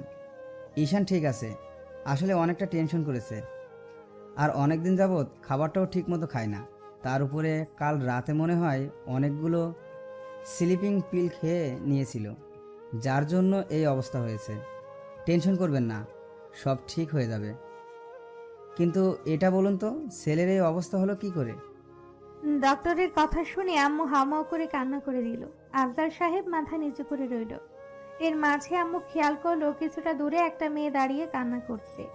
আম্মুর বুঝতে আর বাকি রইল না এটাই ওনার ছেলের সে অবাধ্য ভালোবাসা। হসপিটালে আসার আগে ঈশানের হাতে যখন ফোনটা ছিল তখন আম্মু এই মেয়েটার ছবিটাই দেখেছিল। নীলাশাকে দেখে আম্মু ওর কাছে আসলো। তারপর ওর একটা হাত ধরে বলতে আরম্ভ করলো। তুমি নীলাশা, তাই না? নীলাশা মাথা নিচু করে নিল। আম্মু ওর হাতটা 2 হাতে জোর করে ধরে বলতে লাগলো, দেখেছো মামুনি, তোমাকে ভালোবেসে আমার ছেলেটা কি অবস্থা হয়েছে। আমার ছেলেটাকে একটু দয়া করো, একটু তোমার ভালোবাসাটা ভিক্ষে দাও।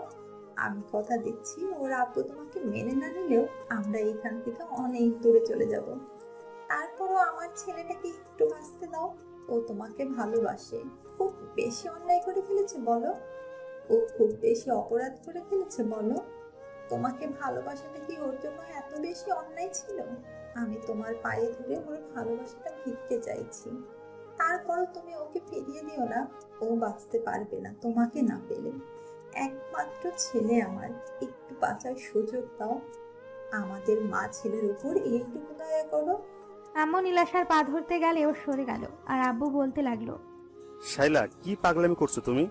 চুপ, একদম চুপ। আর একটা কথা বলবে না তুমি। আজকে তোমার জন্য আমার ছেলের এই অবস্থা। তুমি আমাকে আর আমার ছেলেকে অনেক দয়া করেছো, আর করতে হবে না। এবার অন্তত আমাকে ছেড়ে দাও। এবার অন্তত আমার ছেলেটাকে বাঁচতে দাও। আমি ওকে নিয়ে এখান থেকে অনেক দূরে চলে যাব। সেখানে তুমি আর তোমার কোনো স্ট্যাটাস থাকবে না। শাইলা, আমার কথাটা শোনো। আমি আর কিছু শুনতে চাই না। তুমি আমার নামটা ধরেও ডাকবে না।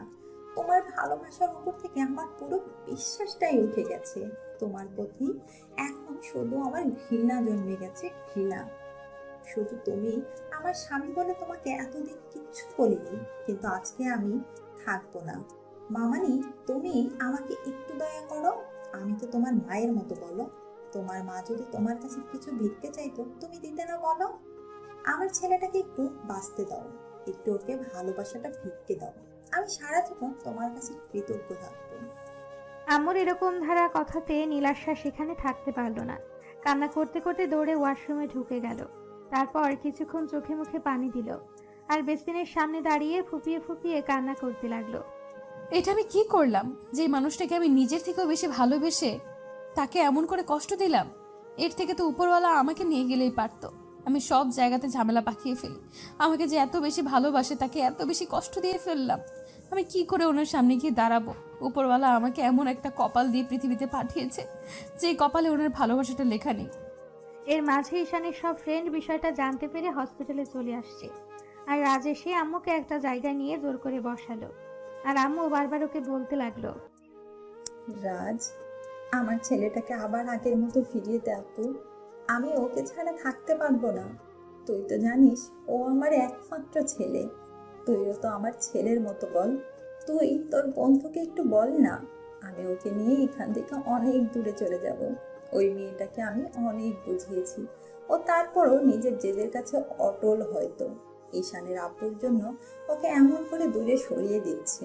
আমি বুঝতে পেরেছি ও হয়তো ঈশানকে ভালোবাসে, কিন্তু নিজের অবস্থানের কথা ভেবে ওকে দূরে সরিয়ে দিচ্ছে। আম্মু অনেকক্ষণ যাবৎ রাজের একটা হাত ধরে কান্নাকাটি করতে লাগলো। রাজ আর উপায় না পেয়ে নীলাশাকে খুঁজতে লাগলো। তারপর নীলাশাকে খুঁজে পেল হসপিটালের এক কোনায়। নীলাশা দেওয়ালে পিঠ ঠেকিয়ে কান্না করছে। এমন কিছু দেখে রাজ বলতে আরম্ভ করলো, এ কি, আপনি কান্না করছেন কেন? আপনার তো খুশি হবার কথা যে মানুষটাকে আপনি এমন করে ইগনোর করছেন, যে আপনাকে ভালোবাসে তাকে তো দূরে সরিয়ে দিয়েছেন। ছেলেটাকে এমন করে কষ্ট দিতে পেরেছেন, তাহলে আপনার না খুশি হবার কথা। তাহলে কান্না করছেন কেন? আপনি তো আজকে হাসবেন, অনেক বেশি খুশি হবেন, তাহলে কান্না করছেন কেন? ভাইয়া আপনি আমাকে মাফ করে দিবেন। আমি নিরুপায়। আমি পারবো না ওনাকে নিজের কাছে টেনে নিতে, না ওনার বুকের ঠাঁই খুঁজে নিতে। আমি অনেক বড় অন্যায় করে ফেলেছি। আমি এই সুন্দর চেহারা নিয়ে জন্ম নিয়ে অনেক বড় পাপ করে ফেলেছি। আমি বুঝতে পারিনি যে আমার জন্য একটা মানুষ এভাবে কষ্ট পাবে আর নিজেকে এত বেশি কষ্ট দিবে। আপনি আমাকে মাফ করে দেন। আমি এখান থেকে অনেক দূরে চলে যাব। এত কিছুর পরও আপনার কাছে মনে হচ্ছে আপনি নিজেই অপরাধ করেছেন? আপনি তো অপরাধ করেছেন ওকে কষ্ট দিয়ে। আপনি কখনো ভালো থাকতে পারবেন না। আমি বলে দিচ্ছি, আজকে ওর যদি কিছু হয়ে যেত না, এর জন্য একমাত্র আপনি দায়ী থাকতেন। আপনি কখনো ভালো থাকতে পারবেন না। আর যদি কখনো কাউকে ভালোবেসে ফেলেন না, তাহলে বুঝতে পারবেন এই ভালোবাসার মধ্যে কতটা যন্ত্রণা রয়েছে। আমি নিরুপায়। আমি ওনাকে নিজের কাছে টেনে নিতে পারিনি। আপনি আমাকে মাফ করবেন। আমি জানি আপনি আঙ্কেলের জন্য এরকম করেছেন, কিন্তু আপনি তো একটাবার ওকে বলতে পারতেন যে আপনার অবস্থানের দিক থেকে আপনি ওকে ভালোবাসতে পারছেন না। অন্তত আমাকে বলতে পারতেন। আমি তো বারবার এসে আপনাকে জিজ্ঞেস করেছিলাম কি জন্য আপনি এমনটা করছেন। অন্তত ঈশানের আম্মুর কাছে বলতে পারতেন। আমি তো বলেছিলাম যে ওর আম্মু কতটা কান্নাকাটি করছে। ওর আম্মু সব কিছুতেই রাজি আছে, শুধু উনি ওনার ছেলের মুখে হাসি দেখতে চায়। আর আপনি কি করলেন? ওকে এমন করে ইগনোর করলেন, যার জন্য ছেলেটার এমন একটা অবস্থা। আজকে ছেলেটা মরে গেলেই হয়তো আপনি খুশি হতেন না। প্লিজ ভাইয়া চুপ করুন। এসব বাজে বাজে কথা বলবেন না। ওনার কিচ্ছু হবে না। আমি মরে যাব সেটাই ঠিক হবে। আমি চলে গেলেই তো কেউ কষ্ট পাবে না, সেটাই ভালো হবে। বুঝেছি, আপনার সাথে কথা বলে কোনো লাভ নেই। এইসব বিষয় নিয়ে আপনাকে বলবো না। ঈশানের আম্মু ওকে নিয়ে অনেক দূরে চলে যাবে। আন্টি বুঝতে পেরেছে আপনি ঈশানকে ভালোবাসার পরও কখনোই মেনে নেবেন না। রাজ গিয়ে আম্মুর সাথে কথা বলল। সব শোনার পর আম্মু বলতে লাগলো, আমার সব বোঝা হয়ে গেছে, কেউ কারো জন্য না। আমি আমার ছেলেকে নিয়ে এখান থেকে অনেক দূরে চলে যাব। সারাটা দিন ঈশানের জ্ঞান ফিরল না। রাত 12টার দিকে নীলাশা বাসায় যেতেই ওর আব্বু বলতে আরম্ভ করলো, মামনি, তোমার সাথে আমার কিছু কথা আছে। নীলাশা আব্বুর সামনে দাঁড়াতেই উনি বলতে আরম্ভ করলো, শোনো মামনি, আমি তোমার বিয়ে ঠিক করে ফেলেছি। কিছুদিন যাবৎ ভেবেছি তোমার বয়স হয়েছে, আমাদেরও বয়স হয়েছে, যে কোনো সময় আমরা চোখ বন্ধ করে নিতে পারি। তাই আমি চলে যাওয়ার আগে চাই আমার মেয়েটা কোথাও ভালো আছে সেটা দেখে যেতে। কিন্তু আব্বু। আর কোনো কিন্তু নাই, আমি যেটা বলেছি সেটাই হবে। তুমি বা কতদিন এভাবে থাকবে বলো? আব্বু আমি চলে গেলে তোমাদের কি হবে? আমি যদি বিয়ে করে এখান থেকে চলে যাই তাহলে তোমাদের কে দেখবে? সেটা তোমাকে দেখতে হবে না। ছেলেপক্ষ সবই শুনেছে, ওরা সবটা জেনেই শুনেই রাজি হয়েছে। ওরা বলেছে বিয়ের পর তোমাকে চাকরিটা করতে হবে না। ওরা সবকিছুতে রাজি আছে। আর এও বলে দিয়েছে আমাদের ফ্যামিলির পুরো দায়িত্বটা ওদের। ছেলে তোমাকে অনেক অনেক পছন্দ করেছে। তাই আমি চাই না এরকম একটা ভালো সম্বন্ধ হাতছাড়া করতে। হয়তো আমাদের একটু কষ্ট হবে, তারপরও যে টাকাটা আছে সেটা দিয়ে আমাদের দিব্যি চলে যাবে। তুমি টেনশন করো না আমাদের নিয়ে। নীলাশা কিছু বলার আগে আম্মুকে বোঝাতে লাগলো। নীলাশা রুমে চলে গেল। তারপর বালিশে মুখ গুজে অনেকক্ষণ কান্না করলো। সারা রাত নীলাশা ঘুমাতে পারল না। শুধু ভাবলো এবার ঈশানকে সারা জীবনের জন্য দূরে সরিয়ে দিতে হবে। পরদিন নীলাশা হসপিটালে আসতেই বুঝতে পারলো ঈশানের জ্ঞান ফিরেছে। আরও প্রচণ্ড পরিমাণে পাগলামি করছে। রাজ হাত জোড় করে নীলাশাকে বলল, প্লিজ আপনি একটু কেবিনে যান, ওকে একটু শান্ত করে আসেন। ওর সাথে একটু কথা বলে দেখেন, ও সব ভুলে যাবে। আমি জানি আপনি ওকে কখনো মেনে নেবেন না, হয়তো ঈশানের আব্বুর কারণে, নয়তো নিজের অবস্থানের কথা ভেবে। আমি আপনাকে দোষারোপ করছি না, না, শুধু ওর সাথে একটু কথা বলে আসেন। দেখুন, ঈশান আর পাগলামি করবে না। রাজের কথা মতো নীলাশা ঈশানের কাছে আসলো।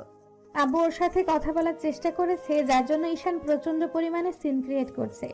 আম্মু ওকে জড়িয়ে ধরে রেখেছে। শরীরের শক্তি নেই, তারপরও পাগলের মতো কান্নাকাটি করছে ঈশান।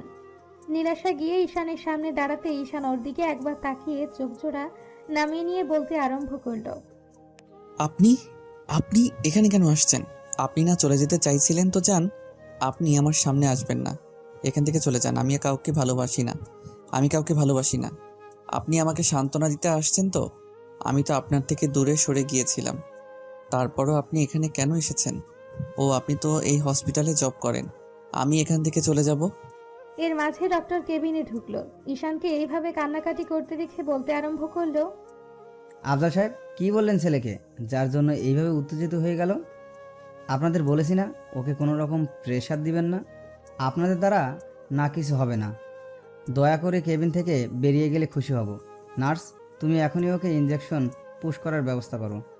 ডক্টরের কথাতে আরো 2-3 জন নার্স এসে ঈশানকে ধরতেই নীলাশা এসে ওর হাতে একটা ঘুমের ইনজেকশন পুশ করে দিল।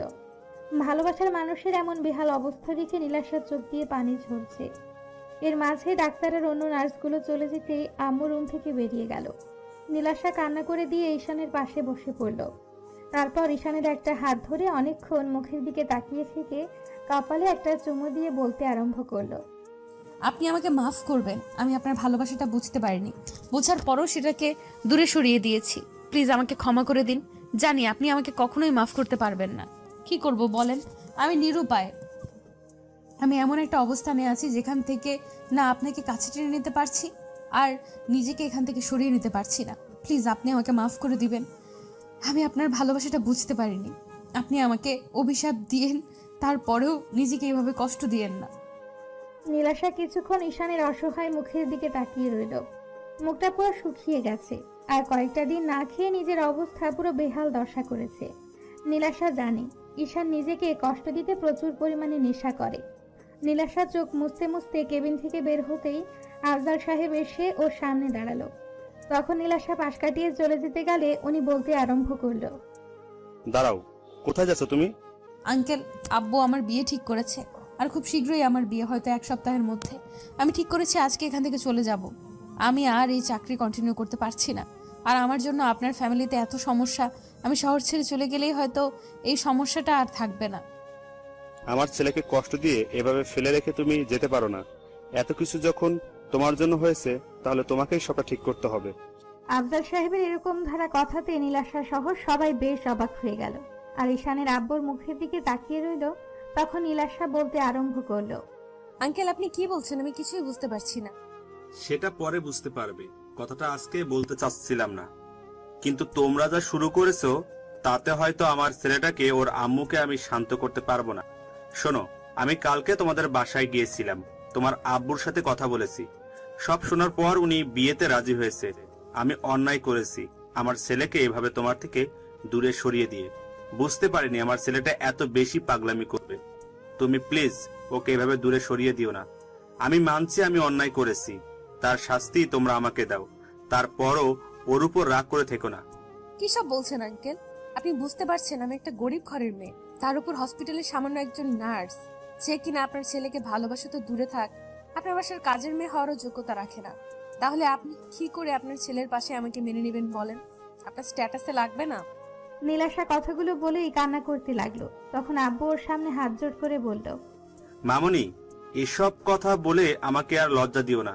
আমি অনেক বড় ভুল করেছি। আমার ছেলেকে এভাবে কষ্ট দিয়ে আমি অনেক বড় অন্যায় করেছি। তুমি প্লিজ আমাকে মাফ করে দাও। আমি তোমার আব্বু আম্মুকে রাজি করিয়েছি, তুমি অন্তত বিয়েতে বারণ করে দিও না। তুমি আমার ছেলেটার মুখের দিকে তাকিয়ে হলেও বিয়েতে হ্যাঁ বলে দাও। তুমিও তো ওকে ভালোবাসো। আমি তোমার চোখের দিকে তাকিয়ে বুঝতে পারছি তোমার চোখে ওর জন্য অসম্ভব রকমের মায়ের ভালোবাসা জড়িয়ে আছে। প্লিজ ওকে আর কষ্ট দিও না। অসম্ভব আঙ্কেল, এই বিয়ে করা আমার পক্ষে সম্ভব না। আমি জানি আপনি কখনো আমাকে ছেলের বউ হিসেবে মানতে পারবেন না। আপনার ছেলে আমাকে কখনো মাফ করবে না। ও এমনিতেই আমাকে এখন ঘৃণা করে, তাই আমি চাই যে মানুষটা আমাকে ঘৃণা করে সারা জীবনে যেন ঘৃণাই করে যায়। বুঝতে পেরেছি, রাগ আর অভিমানের থেকে এখন এসব কথা বলছো তো। আচ্ছা, আমি তোমার পায়ে ধরে ক্ষমা চাচ্ছি, তারপরও আমার ছেলেটাকে দূরে সরিয়ে দিও না। আব্বুর কথা শুনে নীলাশা দূরে সরে গেল আর কান্না করে দিয়ে বলতে লাগলো। আঙ্কেল, আপনার ছেলেকে আপনি দূরে সরিয়ে দেন, তারপরও এরকম পাগলামি করবেন না। অন্তত আমাকে আর কোনো অপরাধী করবেন না। এমনিতেই উনি আমার উপর প্রচন্ড পরিমাণে রেগে আছে, আর আপনি এরকম কাজ করলে আমি সারা জীবন সবার কাছে অপরাধী হয়ে থাকবো। আমি জানি তুমি কিরকম মেয়ে, তাই তোমাকে এভাবে কথাগুলো না বললে তুমি রাজি হতে না। আমি চাই তুমি আমার ছেলেটাকে বিয়ে করে নাও। আমি ঠিক করেছি 1 সপ্তাহের মধ্যে তোমার সাথে ঈশানের বিয়ে। তুমি শুধু ওকে বিয়েটা করে নাও, দেখো সব ঠিক হয়ে যাবে। নীলাশা কথা বলছে না, তাই আম্মু আর রাজ বেশ কিছুক্ষণ ওকে বোঝাতে লাগলো। পরদিন ঈশানের জ্ঞান ফিরে আসতে নীলাশা প্রথমে কেবিনে ঢুকলো। ঈশান ওকে দেখে একবার ওর দিকে তাকিয়ে তারপর ওপরের দিকে তাকিয়ে রইল। তখন নীলাশা ওর পাশে বসে একটা হাত 2 হাতের মুঠোয় নিতেই ঈশান হাতটা ছাড়িয়ে নিল আর নীলাশা বলতে আরম্ভ করলো, রাগ করে আছো আমার উপর? থাকো, সমস্যা নেই, কিন্তু একটু কথা বলো আমার সাথে। দেখো, তুমি এইভাবে আমাকে দূরে সরিয়ে দিতে চাইছো, তাতেও সমস্যা নেই, একটু কথা বলো। আমার জন্যই তো তুমি কষ্ট পাচ্ছ। দেখো, এই কষ্টটা আর থাকবে না। তোমার আব্বু সবটা মেনে নিয়েছে, আর আমাদের বিয়েটাও কালকে ঠিক করে আসছে। নীলাশার কথাতে ঈশান ওর দিকে তাকালো। খেয়াল করলো নীলাশার চোখে মুখে একটা অসম্ভব রকমের খুশির ছাপ। তখন ঈশান একটা তাচ্ছিল্যের হাসি দিয়ে বলল, দেখেন, মজা করবেন না। আমার মধ্যে সব মজা করার মতো কোনো শক্তি আর অবশিষ্ট নেই। মরেই যেতাম, শুধু আম্মুর জন্য সুইসাইডটাই করিনি। এসব কথা বলে আমাকে হাসাবেন না। আমার মধ্যে হাসার মতো কোনো শক্তি নেই। আপনি যে আমাকে ভালোবাসেন না সেটা আমি জানি। আব্বু জোরপূর্বক আপনার সাথে আমার বিয়েটা ঠিক করেছে, তো শুধু আমাকে বাঁচানোর জন্য, তাই না? আপনি চলে যান, আমাকে আপনার বিয়ে করতে হবে না। আমি মরবো না। উপরওয়ালা আমাকে ঠিক যতদিন বাঁচিয়ে রাখবে আমি ঠিক ততদিনই বেঁচে থাকবো, এতে আপনি চান বা না চান। ঈশানের কথাতে নীলাশা ফুপিয়ে কান্না করে দিল। তখন ঈশানের একটা হাত 2 হাতের মুঠোয় নিয়ে চুমো দিতে দিতে বলতে আরম্ভ করলো, এই প্লিজ এরকম কথা বলো না, আমার প্রচন্ড পরিমাণে ভয় হয়। তুমি জানো তোমার এই অবস্থা দেখে আমার কতটা কষ্ট হয়েছিল। মনে হয়েছিল আমি নিজেকে শেষ করে দেই। তুমি এরকম একটা কাজ কেন করতে গেলে? এইসব বলে আমাকে কষ্ট দিও না প্লিজ। তুমি এসব বললে আমার প্রচন্ড পরিমাণে ভয় হয়। তুমি আমাকে বলো তোমাকে ভালোবেসে আমার মরে যেতে হবে, আমি সেটা করে নেব। তারপরও এইসব কথা আর কখনো বলবে না প্লিজ। দেখেন নার্স ম্যাডাম, আমার হাত ধরবেন না, ছেড়ে দিন। আমি তো একটা দুশ্চরিত্র লম্পট ছেলে। আপনাকে শুধু শারীরিক চাহিদার কারণে কাছে টেনে নিই। এখন শরীরের চাহিদাটা আমি মিটিয়ে ফেলেছি, তাহলে এখন আপনি আমার কাছে আসছেন কেন? যান, এখান থেকে চলে যান। আমি না কাউকে ভালোবাসি, না কেউ আমাকে ভালোবাসে। কারো ভালোবাসারই আমার দরকার নেই। যেখানে নিজের আব্বু আম্মুই আমাকে বুঝতে পারিনি, সেখানে তো আপনি আমার রক্তের সম্পর্কের কেউ না। সত্যি দূরে চলে যাব, সত্যি আমি তোমার কেউ নই। হয়তো আমি তোমার রক্তের সম্পর্কে কেউ নই, কিন্তু তোমার আত্মার সাথে আত্মার সম্পর্কের একজন মানুষ, যাকে কিনা তুমি এত ভালোবাসো। তুমি আমার উপর রাগ করে এরকম কথা বলছো, তাই না? আচ্ছা ঠিক আছে, আমি এখান থেকে চলে যাচ্ছি। তবে এইটুকু শুনে রাখো, আমি তোমার লাইফ থেকে কোথাও যাচ্ছি না। যে মানুষটা আমাকে এত ভালোবাসে, সে যদি আমাকে তাড়িয়েও দেয়, আমাকে যদি কখনো ভালোও না বাসে, এনেও না নেয়, তারপরও আমি তার কাছেই পড়ে থাকবো। ঈশান চুপ করে আছে। নীলাশা কান্না করতে করতে রুম থেকে বেরিয়ে গেল। ওকে এভাবে কান্না করে বেরিয়ে যেতে দেখে রাজ রুমে ঢুকলো। তারপর ঈশানের পাশে বসতেই ও রাজের দিকে তাকালো ও বলতে লাগলো, অনেক কিছুর পর ঠিক হয়েছে। এখন অন্তত মেয়েটাকে এভাবে দূরে সরিয়ে দিয়ে নিজের কষ্টটাকে বাড়াস না, আর না ওকে কষ্ট দিস। তুই যত পারিস ওর উপর রাগ দেখা, তারপর এমন কিছু করিস না যার জন্য সব কিছু নষ্ট হয়ে যায়। আমি তো বলিনি আমার জন্য সবাইকে কষ্ট করতে কিংবা আমার সাথে এই মেয়েটার বিয়ে ঠিক করতে। তাহলে তোরা শুধু শুধু এসব করলি কী জন্য বল? দেখ, তোর রাগ করাটাই স্বাভাবিক, কিন্তু তুই যতই রাগ দেখাস না কেন, দিন শেষে কিন্তু তুই ওকে ভালোবাসিস। তাই আমি বলবো তুই বিয়েটা করে নে। হয়তো মেয়েটার উপর কিছুদিন রাগ করে থাকবি, ওর দিক থেকে তুই মুখ ফিরিয়ে নিবি। তারপর যখন মেয়েটা কান্না করবে তখন তুই সেটা সহ্য করতে পারবি না। তুই তো বলতি তুই ওর কষ্ট সহ্য করতে পারিস না, যার জন্য লুকিয়ে ওকে অনেক হেল্প করেছিস। তারপর মেয়েটা তো এখন কষ্ট পাচ্ছে শুধু তোর জন্য। তাই আমি বলি কি, বিয়েটা করে নে। দরকার পড়লে ওকে কিছুদিন কষ্ট দিস, তারপর না হয় মেনে নিস। তারপর এমন কিছু করিস না যার জন্য মেয়েটা উল্টোপাল্টা কিছু একটা করে বসে।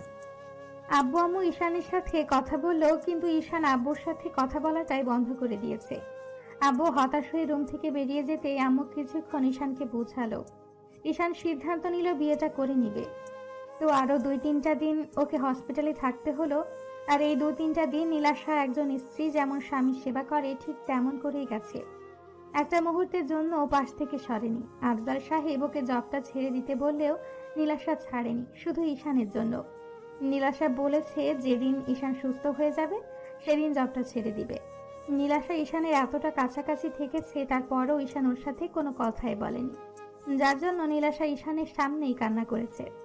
ঈশান জানে মেয়েটাকে ভালোবাসে, কিন্তু কেন যে তখন দূরে সরিয়ে দিয়েছিল। তো হসপিটাল থেকে বাসায় ফিরলে 7 দিনের মাথায় ওদের বিয়েটা বিশাল আয়োজনের মধ্যে দিয়ে হয়ে যায়।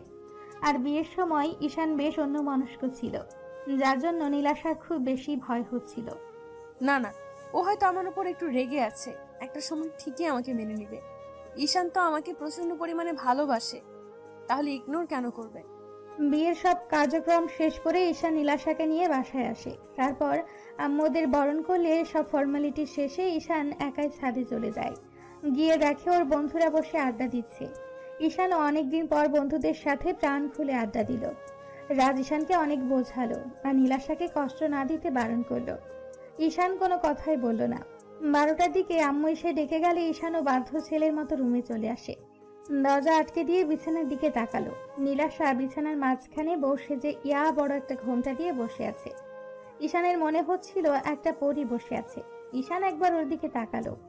তাকাতে নীলাশার করা অবহেলা আর ওর দেওয়া কষ্টগুলোর কথাগুলো মনে পড়ে গেল। মনে হতে লাগলো এই মেয়েটাকে এত ভালোবাসে আর সে ওকে এমন করে কষ্ট দিল।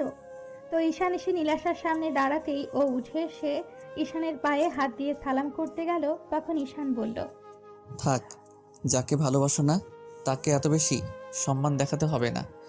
ঈশান কথাগুলো বলে আলমারির দিকে চলে গেল আর নীলাশা সেখানেই মাথা নিচু করে দাঁড়িয়ে রইল।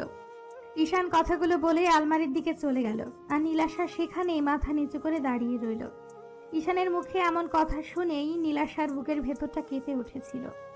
ঈশান আলমারি থেকে কিছু একটা বের করে এনে তারপর বিছানার উপর রেখে নীলাশার হাত ধরে টানতে টানতে ওকে বিছানায় মুখোমুখি বসিয়ে দিয়ে অনেকগুলো টাকা বের করে ওর সামনে রেখে বলতে লাগলো, এটা তোমার দেনমোহরের টাকা, পরিশোধ করে দিলাম।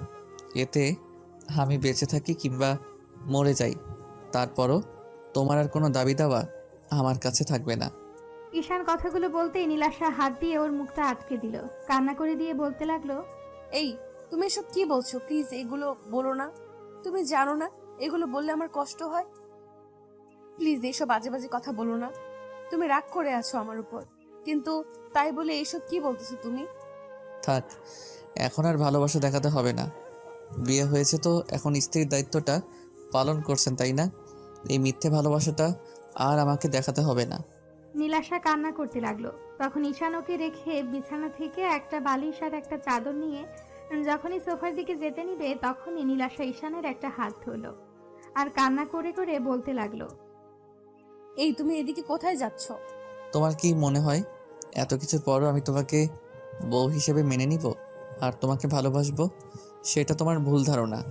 আমার ভালোবাসাটা ওই দিনই মরে গেছে, যেদিন তুমি আমাকে ওরকম বাজে কথাগুলো শুনিয়েছ, দূরে সরিয়ে দিয়েছ, যার জন্য এতটা যন্ত্রণাটা পেয়েছি। কিন্তু ভালোবাসাটা তার জন্য বেঁচে নেই। এখন শুধু পাহাড় সমান ঘৃণাটাই তোমার জন্য বেঁচে আছে। না না, তুমি রাগ করে এসব কথা বলছো, তাই না? প্লিজ এরকম কিছু বলো না। আমার না প্রচন্ড পরিমাণে কষ্ট হবে। তুমি তো জানো আমি তোমার দেওয়া কষ্টটা সহ্য করতে পারি না। ঠিক নাও, এখন থেকে শুধু আমার বাজে চেহারাটাই শুধু তুমি দেখতে পাবে। ওই জন্য বলেছিলাম যে আমাকে বিয়ে করার দরকার নেই। তাছাড়া এখন তো তোমাকে আর ভালোবাসি না। তার উপর তোমাকে তাহলে একটা সময় যে তোমার দেওয়া কষ্টটা আমিও সহ্য করতে পারতাম না, যার জন্য মরতে বসেছিলাম। তারপরও তুমি একটু দয়া করনি, আমার ভালোবাসাটা পর্যন্ত ভিক্ষা দাওনি। আম্মু পর্যন্ত তোমার পায়ে ধরতে গেছিল আর তুমি নিজের জেদের কাছে অটল ছিলে। তাহলে এখন কেন আসছো আমার লাইফে? আমার ভালোবাসাটাকে তুমি পায়ে মারিয়ে দিয়েছো। তাহলে আর এই ভালোবাসাটা কথা বলে লাভ কি? তুমি প্লিজ এমন করে বলিও না। আমি অনেক অনেক অন্যায় করেছি, তার জন্য তুমি শাস্তি দাও। তারপরও এরকম একটা রাতে তুমি আমার থেকে দূরে সরে যেও না। তুমি জানো এই রাত নিয়ে মেয়েদের কত স্বপ্ন থাকে। প্লিজ তুমি আমাকে এমন করে দূরে সরিয়ে দিও না। আমি তো ইচ্ছে করে এমন কিছু করিনি, তাহলে তুমি কেন আমাকে কষ্ট দিয়ে দিবে বলো? না না, আমি তোমাকে কষ্ট দিচ্ছি না। কষ্টটা তুমি নিজেই তৈরি করেছো, আর আমি সবটা জানতাম। হ্যাঁ, তুমি মানতে চাইলে আমাকে সবটা বলতে যে আব্বু এগুলো বারণ করেছে, আর তুমি তোমার অবস্থানের কথা ভেবে কিছু করতে পারছো না। এসব আমি তো তোমাকে বলেছিলাম। আমি তোমাকে বিয়ে করে অন্য কোথাও নিয়ে যেতে রাজি ছিলাম। তুমি একটাবার অন্তত আম্মুকে বলতে পারতে যে আব্বু তোমাকে এমন কিছু বলেছে। আমার এরকম একটা দুরবস্থা দেখেও তুমি চুপ করেছিলে। তাহলে এখন এত ভালোবাসা দেখাচ্ছ কেন? আমার কোনো ভালোবাসার দরকার নেই। আমি বুঝে গেছি পৃথিবীতে কেউ কারোর জন্য নয়। ঈশান নীলাশার হাতটা ছাড়িয়ে নিয়ে সোফায় শুয়ে পড়ল আর নীলাশা ফুপিয়ে কান্না করতে লাগলো। ঈশান কোনো কথাই বলল না, কিছুক্ষণের মধ্যেই ঘুমিয়ে পড়ল। নীলাশা ঈশানের পায়ের কাছে বসে জড়িয়ে ধরে কান্না করতে লাগলো। তারপর মাঝরাতের দিকে যখনই নীলাশার মনে হলো যে ঈশান প্রচণ্ড পরিমাণে রাগ করে আছে, নীলাশা তাহাজ্জুদের নামাজে দাঁড়িয়ে গেল। তারপর 2 রাকাত নফল নামাজ আদায় করে আল্লাহর কাছে হাত তুলে কান্নাকাটি করতে লাগলো আর ঈশানের জন্য ভালোবাসাটা ভিক্ষা চাইলো। ঈশান সবটাই শুনতে পেল। তারপর একটা সময় অবাক হয়ে ওর দিকে তাকিয়ে রইল। সারাটা রাত আর নীলাশা ঘুমোতে পারল না, শুধু কান্নাই করে গেল। তারপর যখন পরদিন সকালে ঘুম ভাঙলো, দেখলো ঈশান গুটিসুটি মেরে সোফায় শুয়ে আছে। হয়তো অনেক ঠান্ডা লাগছে, তাই নীলাশা ওর শরীরে একটা চাদর দিয়ে দিল আর ঈশান ওর হাতটা জড়িয়ে ধরল। নীলাশা হাতটা ছাড়িয়ে নিয়ে কিছুক্ষণ ওর মাথায় হাত বুলিয়ে দিয়ে ওর কপালে একটা ভালোবাসার পরশ দিয়ে কান্না করতে করতে ওয়াশরুমে চলে গেল। নীলাশা লম্বা একটা শাওয়া নিয়ে কোনো রকমে একটা শাড়ি পরে বের হলো। ও এখনও বারবার ফুঁসে উঠছে। নীলাশা ভেবেছিল ঈশান ওর ওপর রেগে আছে, কিন্তু এত বেশি রেগে আছে সেটাও ভাবতেও পারেনি। তাই নীলাশা আয়নার সামনে দাঁড়িয়ে নিজেকে গোছাতে লাগলো। তারপর ঈশানের ঘুমটা যখন ভাঙলো, খেয়াল করলো আয়নার সামনে একটা পরী দাঁড়িয়ে আছে আর নিজেকে গোছানোর চেষ্টা করছে। নীলাশাকে এই রূপে দেখে ঈশান উঠে বসে, কিছুক্ষণ ওর দিকে তাকিয়ে রইল আর পুরো একটা ঘোরের মধ্যে চলে গেল। তারপর আয়নাতে নীলাশার ফর্সা উন্মুক্ত পেটের ওপর ওর চোখ পড়ল। তখন ঈশান ভুলেই গেল ও নীলাশার ওপর রাগ করে আছে। ঈশান অজান্তে উঠে গিয়ে নীলাশার পেছনে দাঁড়ালো। নীলাশা একবার ওকে আয়নাতে দেখে প্রশ্ন করল, এমন করে কি দেখছো? আমার বউটাকে দেখছি। কেন, আমি কি তোমার দিকে তাকাতেও পারবো না? না মানে আসলে কালকে তো তুমি বলেছিলে তুমি আমাকে। নীলাশা কিছু বলে ওঠার আগে ঈশান ওকে পেছন থেকে খুব শক্ত করে জড়িয়ে ধরল। তারপর যখনই ওর পেটের ওপর 2 হাত রেখে তার উপর ঘাড়ে আর গলায় নাক ঘষতে আরম্ভ করলো, সাথে সাথে নীলাশার চোখজোড়া বন্ধ করে নিল। ও এখনও বারবার ফুঁপিয়ে উঠছে। ঈশান নীলাশার ঘাড়ে আর গলায় কিস করতে আরম্ভ করলো। নীলাশার বুকটা ক্রমশ ওঠানামা করছে, ও নিঃশ্বাসটা ভারী হয়ে আসছে। ঈশানের প্রত্যেকটা স্পর্শে নীলাশা পুরো উন্মাদ হয়ে যাচ্ছিল, আর ঈশান ততটাই আদরের মাত্রা বাড়িয়ে দিচ্ছিল। ঈশানের রোমান্টিক অত্যাচারে নীলাশা আর থাকতে না পেরে ঈশানের দিকে ঘুরেই ওকে বিদ্যুৎ গতিতে জড়িয়ে ধরল। ঈশান নীলাশার মুখটা তুলে খেয়াল করে ওর গোলাপের পাপড়ির মতো ঠোঁট জোড়া এত বেশি কাঁপছে যেটা বারবার ঈশানকে কাছে টানে। ঈশান নীলাশার মিষ্টি ঠোঁটের স্বাদ নিতে ওদের 4 ঠোঁট এক করে দিল। সাথে সাথে নীলাশা ওর চুলগুলো আঁকড়ে ধরে রেসপন্স দিতে আরম্ভ করলো। এভাবে 5 মিনিট যেতে ঈশানের মনে পড়ে গেল নীলাশা একটা সময় ওকে ইগনোর করেছে। নীলাশার করা প্রত্যেকটা অবহেলার কথা মনে পড়তে ঈশান ওকে ধাক্কা দিয়ে দূরে সরিয়ে দিল। ঈশানের এমন বিহেভে নীলাশা অবাক হয়ে ওর দিকেই তাকিয়ে রইল। তারপর বলল, কি হলো, তুমি এভাবে সরিয়ে দিলে যে? নীলাশাকে এমন অবস্থায় দেখে ঈশান নিজেকে সামলে রাখতে পারছিল না। ঈশান কথাটা ঘোরানোর জন্য আর নীলাশাকে কষ্ট দেওয়ার জন্য বলতে লাগলো, তুমি কি ভেবেছো আমি তোমাকে এত সহজে মেনে নিব? এইটা তো শুধু তোমাকে কষ্ট দেওয়ার জন্য করলাম। তোমাকে আমি বারবার কাছে টেনে নিব, কিন্তু স্ত্রীর অধিকারটা তুমি আমার থেকে কখনোই পাবে না। সব সময় শুধু তোমাকে এমন করে কষ্ট দিয়ে যাব। ঈশানের বলা প্রত্যেকটা কথা নীলাশার বুকে তীরের মতো বিঁধে। ও তাড়াহুড়া করে ঈশানের সামনে আসলো। তারপর ওর একটা হাত ধরে চুমু দিয়ে বলতে আরম্ভ করলো, বাবু প্লিজ আমাকে মাফ করে দাও, আমি অন্যায় করেছি তার জন্য শাস্তি দাও। তারপরও কাছে টেনে নিয়ে এমন করে কষ্ট দিয়ে দূরে সরিয়ে দিও না। আমি থাকতে পারবো না তোমার স্পর্শ না পেয়ে। প্লিজ আমাকে একবার বুকে জড়িয়ে নাও, আমি প্রচন্ড পরিমাণে মিস করছি তোমার পাগলামিগুলো। প্লিজ আমাকে আগের মতো ভালোবাসো। কখনোই না। তোমাকে আর একটা মুহূর্তের জন্য আমি ভালোবেসে নিজের বুকে জড়িয়ে নেব না। তুমি কি ভেবেছো আমি সবটা ভুলে গেছি? কখনোই না। ঈশান কথাটা বলেই গাড়ির চাবিটা নিয়ে বেরিয়ে পড়ল। আব্বু আম্মু ওকে ডাকাডাকি করলো, কিন্তু ও কারো কথাই শুনল না। আম্মু তাড়াহুড়া করে নীলাশার রুমে এসে দেখলো নীলাশা ফ্লোরে বসে কান্না করছে। আম্মু বিষয়টা বুঝতে পেরে ওকে জিজ্ঞেস করতেই নীলাশা সবটা বলল। সব শোনার পর আম্মু চুপ করে রইল আর নীলাশা কান্না করতে লাগলো। আম্মুর পাশে বসে ওর মাথায় হাত বুলিয়ে দিয়ে বলতে লাগলো, মামুনি, তুমি শান্ত হও। দেখো, ঈশান তোমার উপর রাগ করে আছে, একটু কষ্টটা সহ্য করে নাও। এতগুলো দিন ধরে ছেলেটা রাগটা জমিয়ে রেখেছে। তুমি হয়তো জানো ওর রাগটা একটু বেশি, তার জন্য হয়তো তোমাকে এমন করে কষ্ট দিল। তুমি কান্নাকাটি করো না, দেখো সব ঠিক হয়ে যাবে। আম্মু, আমি যে আর পারছি না।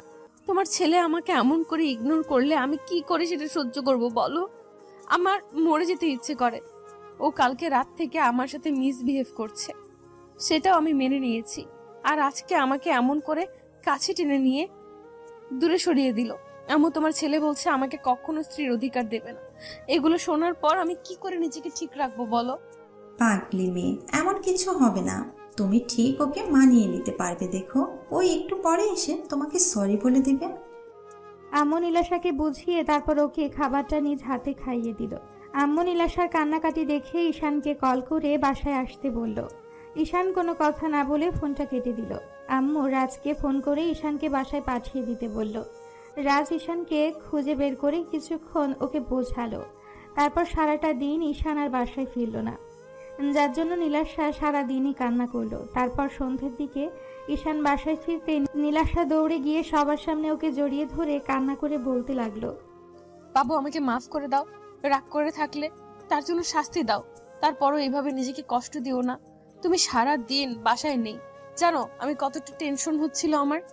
তুমি তো এখন আমাকে কষ্ট দিতে পারো, সেটা কাছে থেকে দাও।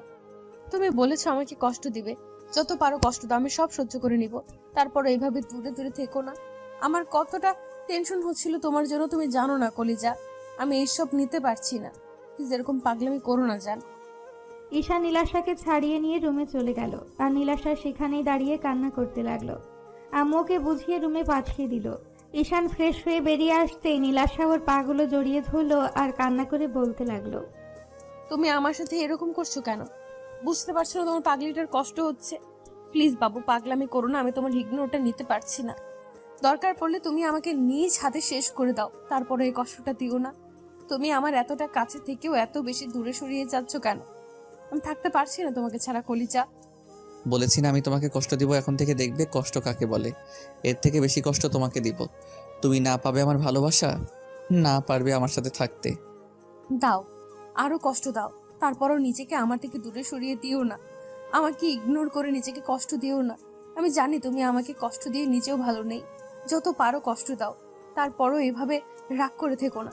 আমি তো জানি তুমি কত বেশি কষ্ট পেয়েছো, কষ্ট পাচ্ছ। আমি বুঝতে পেরেছি তুমি হয়তো আমাকে কখনোই ভালোবাসবে না, তাই না? আচ্ছা ঠিক আছে, কালকে আমি বাসায় চলে যাব আর এই শহর ছেড়েও চলে যাব। তোমার লাইফ থেকে চলে যাব। একবার কষ্ট পাবো, সেটাই না হয় সহ্য করে নিব। তোমার থেকে দূরে সরে থাকলে তুমি বুঝতে পারবে আমার কতটা কষ্ট হচ্ছে। যবে থেকে তোমাকে দূরে সরিয়ে দিয়েছি, সেদিন থেকে তুমি যতটা কষ্ট পেয়েছো তার সমপরিমাণ কষ্ট আমিও পেয়েছি। হয়তো নিজেকে কষ্ট দিতে পারিনি, আবার ধরেও রাখতে পারিনি। প্রত্যেকটা রাতে আমি তোমার জন্য কান্না করেছি, সেটা শুধু উপরওয়ালাই জানে। আমি তোমাকে বোঝাতে পারিনি, আর তুমি আমাকে এমন করে ইগনোর করছো। আমি তোমার এই কয়েকটা দিনের অবহেলাটা নিতে পারছি না। তাহলে সারা জীবন তোমার সাথে থেকে এত কষ্ট কি করে সহ্য করব? আমি খুব শীঘ্রই মরে যাব। দেখো, তোমার এই অবহেলাটা নিতে পারবো না। তোমার থেকে হারিয়ে যাব, খুব বেশি কষ্ট পাবে তুমি। আর আমাকে হারিয়ে ফেলার পর বুঝতে পারবে আমি তোমাকে কতটা ভালোবাসতাম। ঈশা নীলাশার কথাটা শুনেই ও চুলের মুঠি ধরে টেনে ওঠালো। তারপর উঠিয়ে ওর গালে সজোরে কয়েকটা থাপ্পড় মেরে দিল। সাথে সাথে তারপর ওর মুখের কাছে মুখটা এনে রাগী কণ্ঠে বলতে লাগলো, তোর সাহস কি করে হয় তুই এরকম কথা বলিস? তুই মরতে পারবি না, আমি তোকে মরতে দেব না। তোর সাহস কি করে হয় আমাকে ছেড়ে যাওয়ার কথা বলিস? তুমি আমাকে এমন করে কষ্ট কেন দিতেছ? তাহলে যখন ছেড়ে যেতেও দিবে না আর মনেও নিবে না, তাহলে থেকে এত কষ্ট কেন দিতেছ?